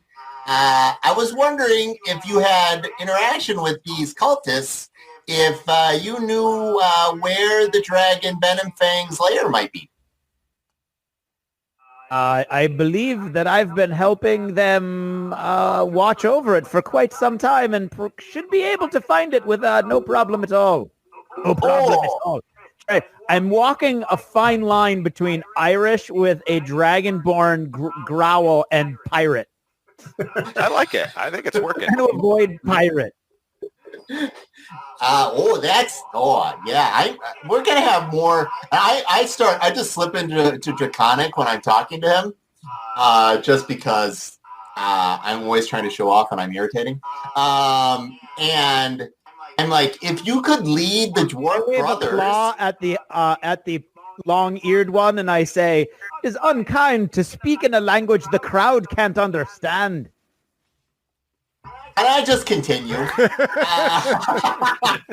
If you could lead the dwarf major, our leader, and Cowlick, who can then carry everything to the dragon's lair, I will finish up the activities of collecting stuff from the dragon with our used-to-be spider friend. I shrug, and then I look at the halfling and say, "Now it's becoming clear why you follow the short one." All right. And on that note, it is Euphemia's Good turn. segue. Go ahead, Rafe. She does a great segue. She steps up towards the Dragonborn, but looks to Pyrek first and says, "Pyrek, also, I believe you need to be checking a shop that's behind us, if I do recall correctly." And then... Oh, yeah, thank you, Euphemia. Yeah, you're welcome. We can escort him down there when we're done with the dragon. Euphemia says, "I can see that you are brave, Dragonborn, but friend of us, I'm not so sure yet. And for reasons I'm not quite sure about, this lot has taken to me to be their leader. So I must ask, although I'm embarrassed to do so, why it seems you were in concert with the cultists. Can you please explain that? I'm confused." And you might be kind of amazed how she's like not the normal kid who's dancing around picking daisies. Maybe not. I don't know how much interactions you've had with halflings. Not really. You're not talking to someone who has, is 2 days out of the egg. I've been around. I've been to cities and towns, and I've heard the roar of the crowds from one end of this continent to the other. I've seen more than one or two halflings that could put two words together with a little beautiful effluence. But as for your request of me story, I know there is something greater for me out there than the pits. I have achieved the full weight of glory within the pits and their ritualized combat. And so I struck out on my own to try to find my own way, try to find my own idiom. And I stumbled upon this group, and they seemed strong. They seemed guided, and they seemed determined, and they seemed confident. And I like that in a group. I like a group of people who we can see that they know where they're going. So I stuck with them for a while. Then I saw what they were doing to this poor wee dragon you've now seen and killed. And I've seen them break their own laws and break their own customs, and I knew them for the false spalpeens that they are. And then, because the universe loves me, and I am truly guided to a greater destiny, you came to me at just the moment that I knew you would come. And so now our paths come together. We will join each other and find destiny and seize it by the throat.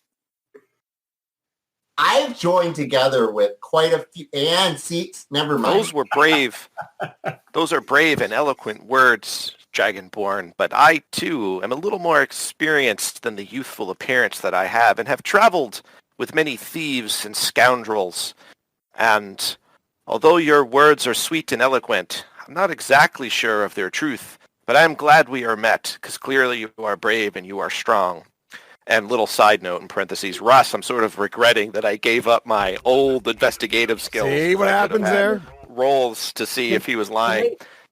But I would like to. No, in fact, I was just about to do that. In fact, I would like to perform for you now and show you actually this whole, I'm going to roll, and this is this whole thing, Russ. And then I'd like to do weaving the whole story. I'm going to do an investigation to see if I can determine if any clues are out of order. Yeah, and I got a 22 on insight on his story. I think I rolled a nat 20. You did. You did roll a nat 20. I got a 25 total. Nice. Oh, Russ, you. Thank you. Russ, you're muted. Ray, you got a 24. Sorry, thank you. So John, Craig got a 25 modified. And John got a 22. And Rafe, you got a 24 with a nat 20. But even with your nat 20, his performance is quite good. So the good news is you do get a card for rolling a nat 20. So I'll take it. There you go. So go ahead and right-click on that and take it. Can you see it? Did I put it in a good spot? I feel performance is the wrong word, really. It gives the wrong feeling. But in any case, you are very convincing, and he feels like he's being honest. He feels like he's being okay. He's being definitely in some embellishment there, some grandstanding, but felt not with a 25, but with a there good wasn't way, no in a good way, It was in a good way. There was a fine truth, every word of it. I see that you are truthful, and that makes my heart glad. Rafe, did you take your card? Femia, is it? I Femia, can't. darling, I'm as honest as the day is long. Where are you? Okay, she's persuaded. I don't see a card, Russ. All right, hang on. Now you should. There it is. Got it. All right. Okay. All right, Euphemia's persuaded. You can only have one card at a time, right? Yeah, so Rafe, Russ? you got to toss the card you don't want. I didn't realize you had two there. Sorry. Okay. Thank you, Joe, for keeping an eye on that. All right, excellent. Great dialogue, Rafe. Take a point of inspiration for being suspicious. Thank you. And okay, there you go. Thralric, you're up.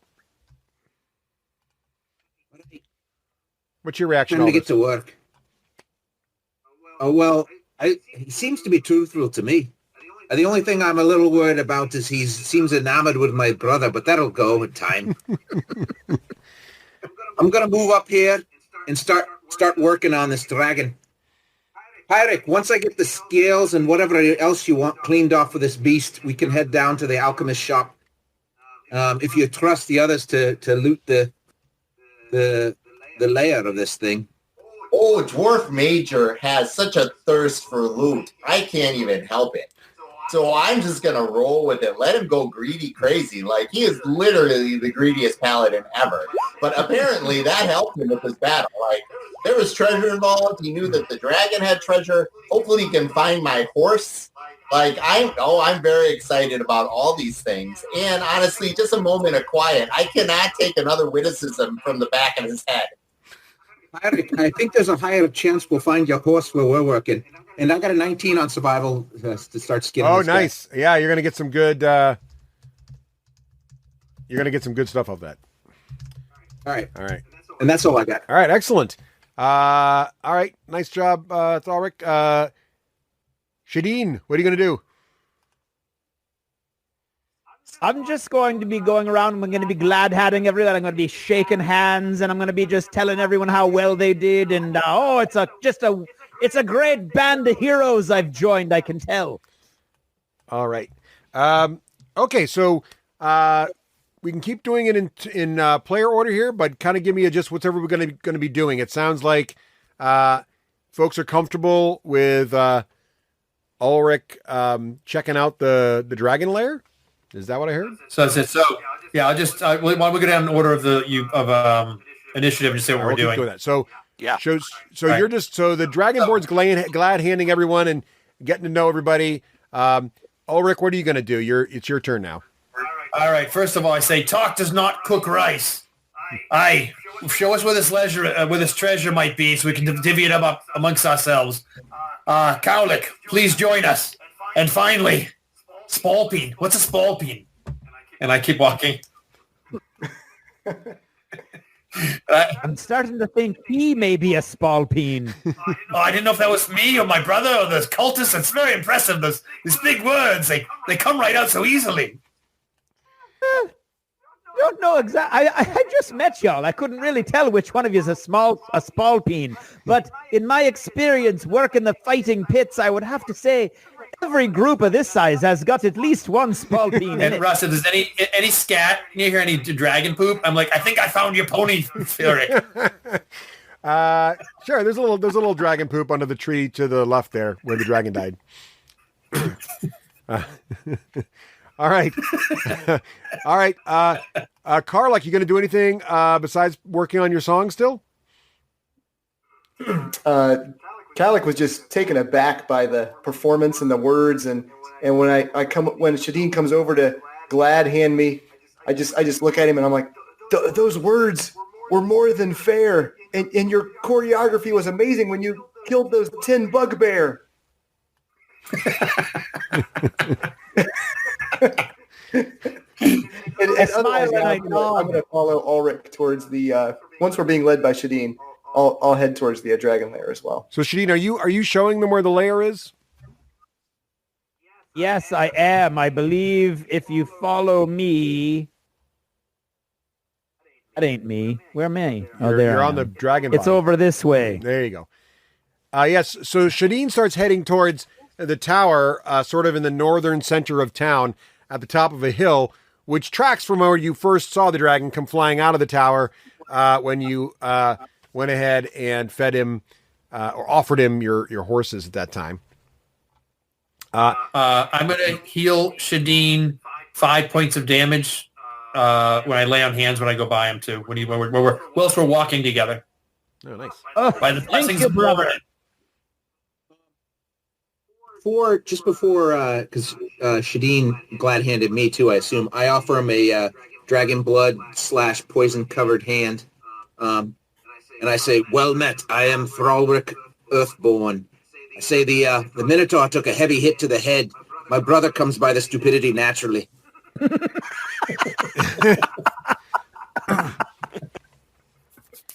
I thought you were a funny little man to be fighting behind a spider, but maybe you've got some gumption in you yet. I don't fight behind it, I become it. All right. So as you guys head up the hill, You can see all that shadow woven around. as you head up the hill, you notice from the shadow. Oh, sorry. So as you head up the hill, you notice at the top of the hill stands the round tower. On the far side of the tower from where you are now, there's a cottage attached. And both of these seem to be in remarkably good condition, actually. Although half the tower's roof, you can tell even from here, is gone.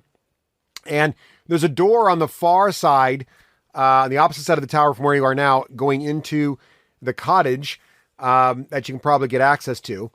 And you may remember on the opposite side of this tower, there were those two corpses of the giant spiders, where is presumably where the dragon may have killed them early on or something. So just you notice all that. It looks like Shadeen has gone around and is heading towards the door of the tower.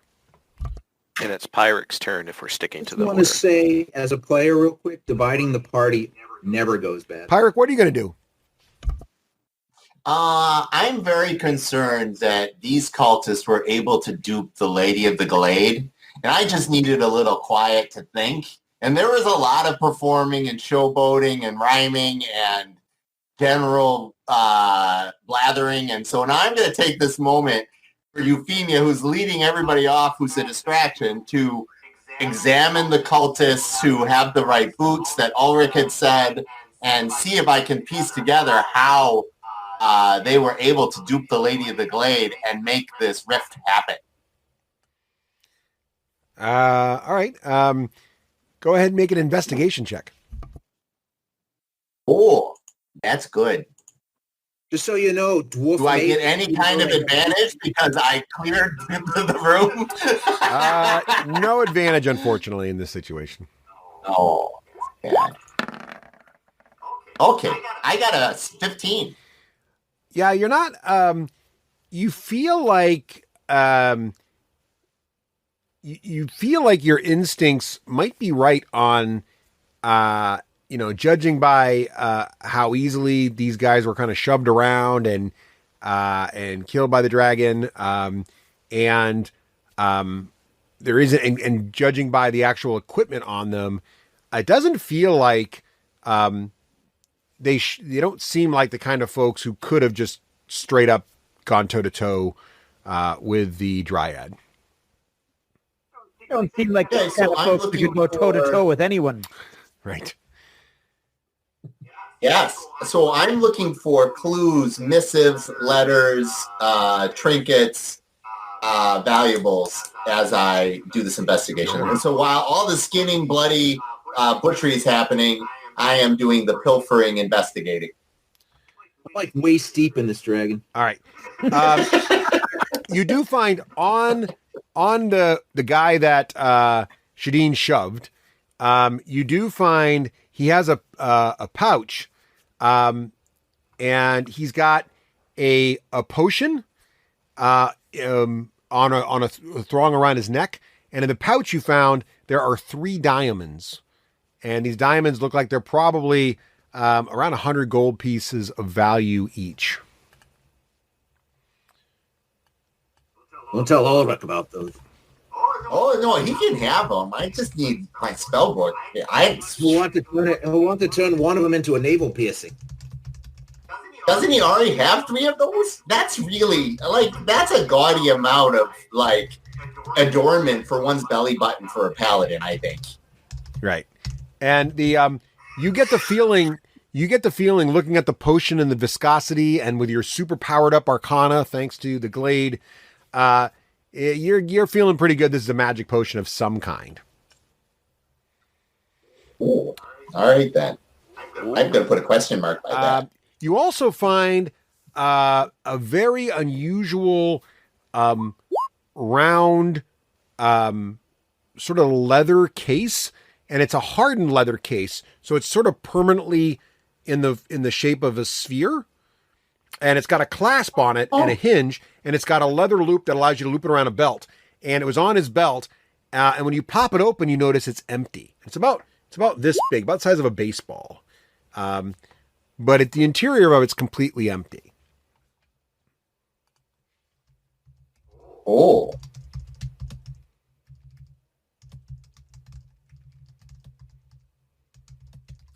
All right. So Pyric, anything else? No. Okay.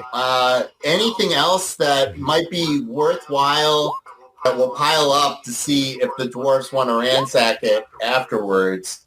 Like they took armor from a skeleton. I don't know what they consider. And that. also, as you're kind of clambering, certainly not travel. Yeah. Great.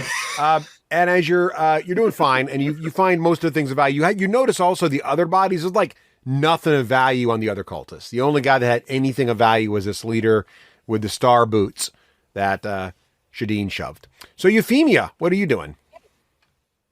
All right, Euphemia. I think you're doing me a disservice just calling it a shove. I mean, no, Dramatically threw into the maw of a dragon. How's that? You think you just stumble upon a performance like this? No, it takes time and effort and training. Fair. My apologies. Just anyone, not just one of these bumpkins, could have just shoved him into the dragon. I mean, please. It's not my fault the dragon missed. Euphemia's going to tuck into this corner. She's acutely aware and hide. She's acutely aware that this is where the spiders are near. So she's keeping her scout eyes out in this area and in this area, and she's on watch. Oh, there's a big dead spider right there, right where I'm pinging right there. Big dead one. Big nasty. Still kind of, it's not oozing. It looks like most of the innards were eaten out by the dragon or something, but it's pretty nasty looking still. She's doing that thing where, like, if you were in a cellar and you're just think there's skeletons going to pop out, and you just keep looking over your shoulder. Right. So she's doing that. I'll roll my stealth roll and then over to Thrallwick. And I'm letting the dwarf brothers do the looting. All right. I say, Ulrich, don't forget the horses. All right. If they survive. Speaking of looting, it's Thrallwick's turn. So here's the plan. I'm going to take the wing membrane and some of the heavier bones and make one of those things you can drag so we can put all the extra stuff on top of it. All right. I could ask Pirate to help me carry it, but I'm not sure he wants to get his hands dirty. So I'll make it into one of those things I can drag. I could even turn into a bear and drag it if need be. I doubt any ponies or horses survive, but hey, you never know. All right. So that's my plan. So I'm just going to keep collecting stuff, Russ, and I'm going to make that, I forget what you call them. Like a sludge sort of situation? Yeah, whatever. You know how they always have. Travois. He's talking about a Travois. Oh, yeah, Travois. Nice. Yeah. Very good. So I make a Travois. I call it, my guy calls it a draggy thing. This show just became educational. Or a Travois. Yeah, so, and then I'll start stacking up so I can use it to collect the scales and whatever else. Anything Pyric points out, I'll get all the teeth, the horns, whatever. Claws. All right. You're harvesting what you can there. You're doing a great job, actually, with the 19. So you're it's going to take a while, so I'm ready. You're on the harvesting. All right. Shadeen, you're at the door. What are you going to do? I'm looking at my friends here. Are you sure you want to go in, see what we've got? A fraction of time is a piece of gold, but it's difficult to buy a fraction of time with a piece of gold. Shall you go first, or shall I? Hey, who else is with us here? Cowlick and Euphemia. I look at the Minotaur and I'm like, does he always talk like this? Are there times when he makes more sense? Euphemia told me earlier that you eat feet. Is that a thing? It is cow feet. In fact, there's some of the. Oh, I mean, I'm sorry. I should not have said that. Anyway, yeah, feet are good. I'm going in. Conversation's right out. I'm going right in. Okay, so the door is not locked. Turns out you don't need to lock a door when you're a dragon. So you go right in. The cottage has old dusty furniture draped all over some webbing, but it looks like nothing of really value is here. But there's another door as you enter to the right, and that door looks like it goes into the tower, which is where the dragon spent most of its time on the top of the tower when you could see it. And it would go, and remember the roof from the outside, the roof of the tower is missing, and the dragon would go down into the tower. It looked like it liked to hang out there. And is this door locked? No, it is not. Oh, well, then I'm going to be pushing this one too before the dwarf says something else and makes me even dumber. I'm already an intelligence 9. I can't handle losing another point of that. I am the most eloquent in 9 intelligence you're ever going to run into. As he pushes the door, I said, a wise man makes his own decisions, but an ignorant man follows public opinion. There's Pyrrhic's horse. Yes. So surprisingly, when you go in, the room is the remnants of a bottom of a tower. The stairs that used to lead to the roof are crumbling on the right-hand side. Who is moving a spider in here? Ulrich, are you in spider form? I'm trying to allow the spider moving around. No. I'm trying to allow the viewers to see what you're doing. Oh, right. Nice. So the spider is the view. Friendly. Oh my God!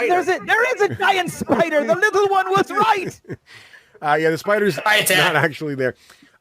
So in this bottom of the tower, there are quite a few carcasses from other animals, and in fact, there's a few horse carcasses. But surprisingly, there are 3 alive but totally freaked out horses, sort of standing in the corner. Apparently, the dragon was like saving them for later or something, because you guys gave him quite a serving, quite frankly, at once.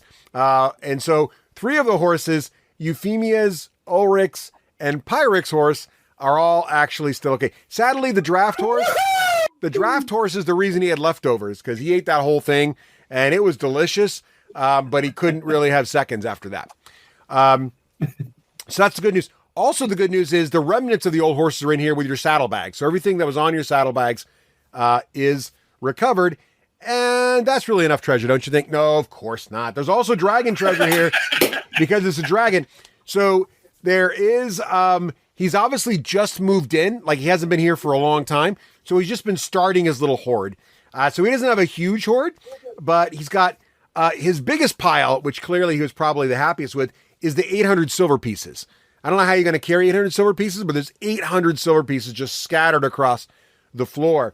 There's also intermixed with that, so it's going to be a little work to sort all this out. There's 150 gold pieces just sort of scattered in with the 800 silver.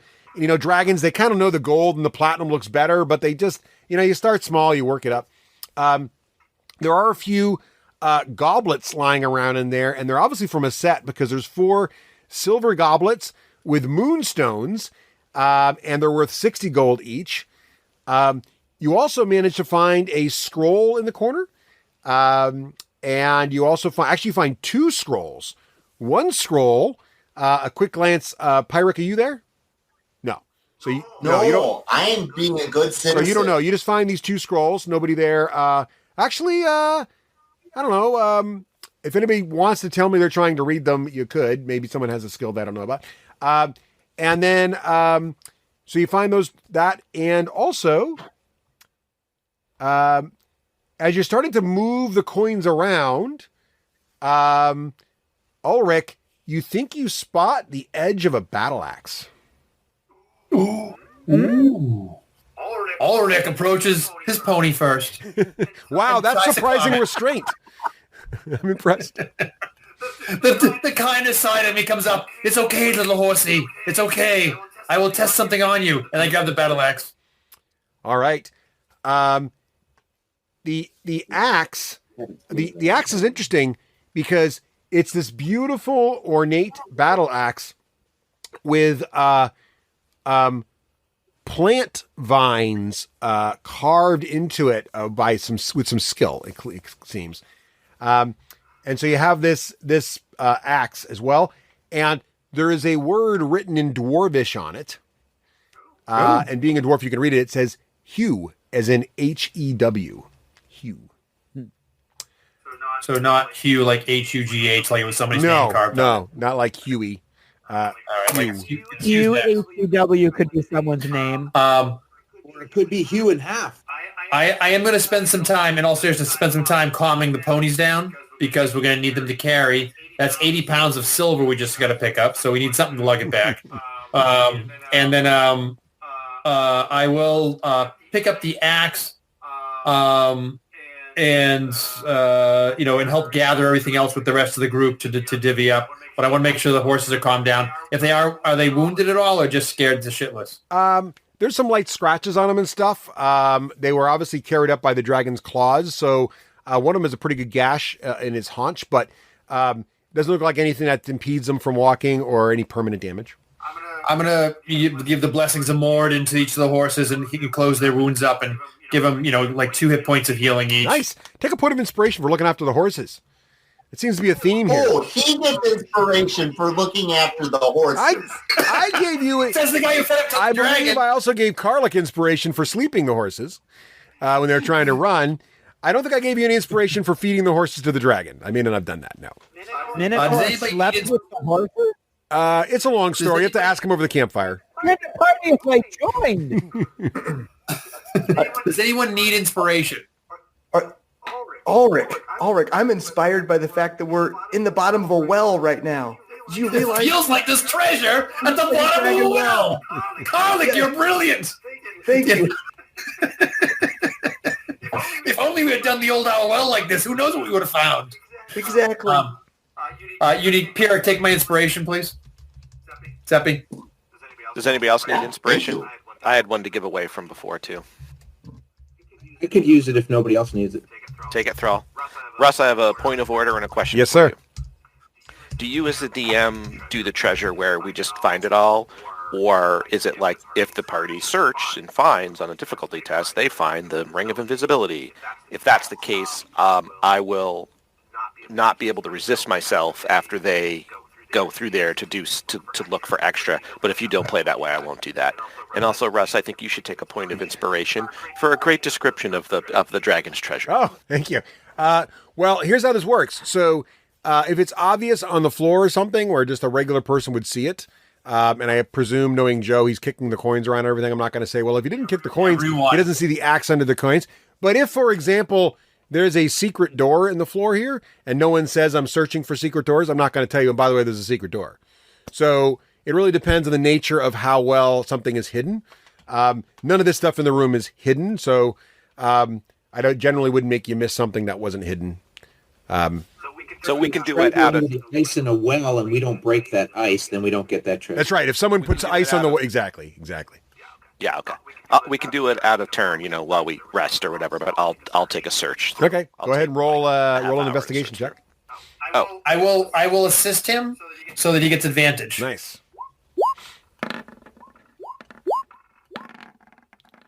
Oh, well, it would have been a nat 1, but he also rolled a 4.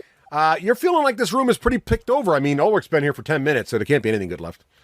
Can't be anything. No. Here. And you're distracted by the fact, like, check this axe out. What are you looking for? Check this axe out. What are you looking for? That's right. Oh, my, you. All right. All right. Great. So you guys have, nice. You've looted the lair, as it were. All right. And their horses are recovered. What are you going to do now? We're going to return to the rest of the party with what we've gotten. We've collected it and searched the room. I show the axe to the rest of the party. One generation plants the trees, and another enjoys the shade, and hold up the axe. If no one minds, I would like to hold on to this because it's dwarvish make. By all means. Russ did say it was dwarvish. I did. Oh, okay. I said it was dwarvish, and I said the word hue was written in dwarvish. The opinion, you gotta check on this one every now and then. Though. And by dwarvish, I meant dragonborn. Sorry. Thrallrick, aren't we near the druid's cabin? I don't know that I could find my way back there, but I think we're somewhat close. I could find it. It smells like dwarf. And druid. And druid. So, is it Doc's turn? And then me? Oh, sorry. I closed the initiative tracker. I was so distracted by the treasure situation. That was, yes, it's technically Doc's turn, I believe. I lost where I was. Euphemia, our new guest, Shinden, he told me that he likes cow feet the best. I don't know if you have any of those on you for tonight's dinner. Something you could dry out. Yeah, no, he meant dragon feet. He must have misspoke. Don't worry, we're all set. Okay, thanks. Now you guys want me, now I really want Haxen, which is a German pigfoot delicacy and delicious. I'm going to give the scrolls to Pierrick. Your Grace, these pieces of parchment might be useful to you. Oh, thank you. He wanders in at a very fortuitous time. I have just finished my detect magic because I'm going to make sure if the dragon swallowed anything worthwhile, I'm going to do a perusal there. I'm very concerned about these boots with the star in them, that they might be magical or might have a secret compartment. So there's that. And then if they come back covered in magical whatever, that's also a concern of mine. But mostly, I'm excited that Moody, my horse, has returned. Yes. He's been with the dragon for a while, so he's a little shaken up. You might say he has the blues. So Moody Blues. Yeah, I had to. Sorry. I'll ride the seesaw. All right. I lose my point of inspiration Rafe gave me. So you turn Detect Magic on, and I believe if it still works the way I remember it, basically you can kind of look around and sort of see magical items kind of give off auras, right? And you can detect the type of aura. And being as arcanistic as you are, to save some time, you'll generally know the basics of most magic items, but if they're a little more exotic, you have to spend time with them. So the good news is the stuff from the dragon's den there. The 2 scrolls are magical. The moonstones, the silver goblets, the coins are all normal. The 2 scrolls are magical, and just by kind of looking at the titles of them, one is a scroll of Misty Step, and one is a scroll of Lightning Bolt. Not a bad haul. Not a bad haul. And, lightning is known to show up in the northern storms, kind of be a Nordic sort of thing. It is. Oh, yeah. Absolutely. Have you ever had a lightning bolt? Yeah. So yes. So those things there, but also the new axe that Ulrich seems to be so excited about does have a nice, strong glow to it. And does look like that with a bit of attunement, the attuner could learn some things about it. Also, interestingly, on the stuff you found on what apparently was the cult leader, the 3 diamonds, although valuable, are not magical. The potion that was stoppered is definitely magical, and you recognize it from its auras. It's a potion of flying, which could be handy. And then that... I have to correct you, Russ. It is a potion of flying away. Oh, sure. Yes. Yeah, sure.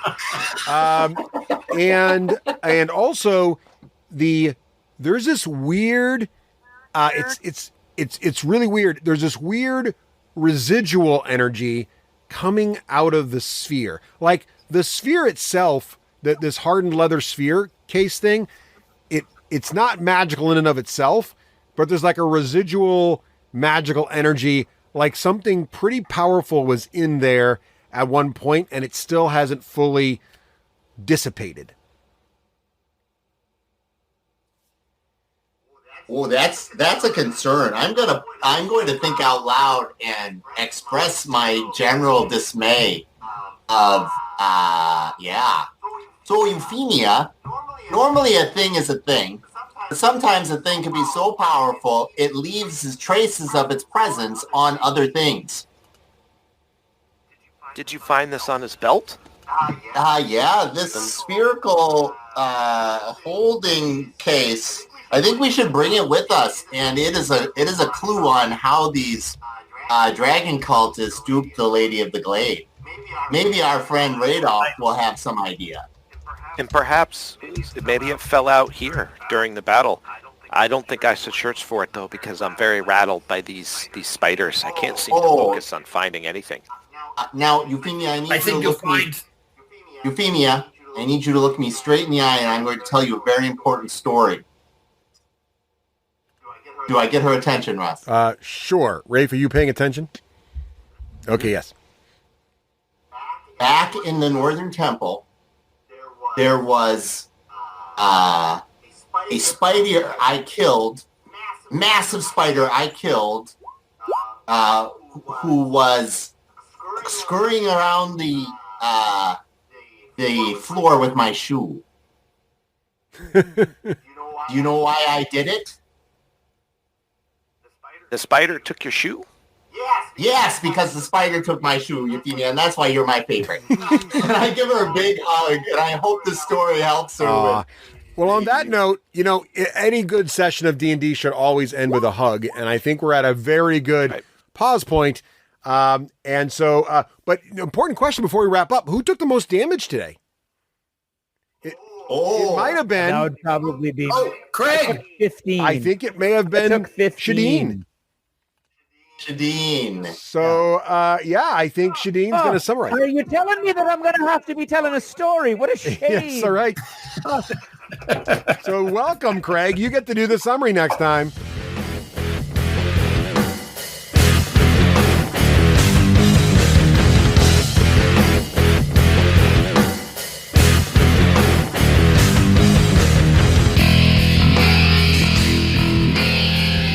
Achievement unlocked. You've made it to the end of another D6 Generation episode, the podcast whose humor has universally been acclaimed as not too horrible. Please let us know what you thought of the show by emailing us at info@d6generation.com. If for some inexplicable reason you actually enjoyed this show, you can help others find out about it by leaving positive reviews on iTunes. Thanks for listening and happy gaming.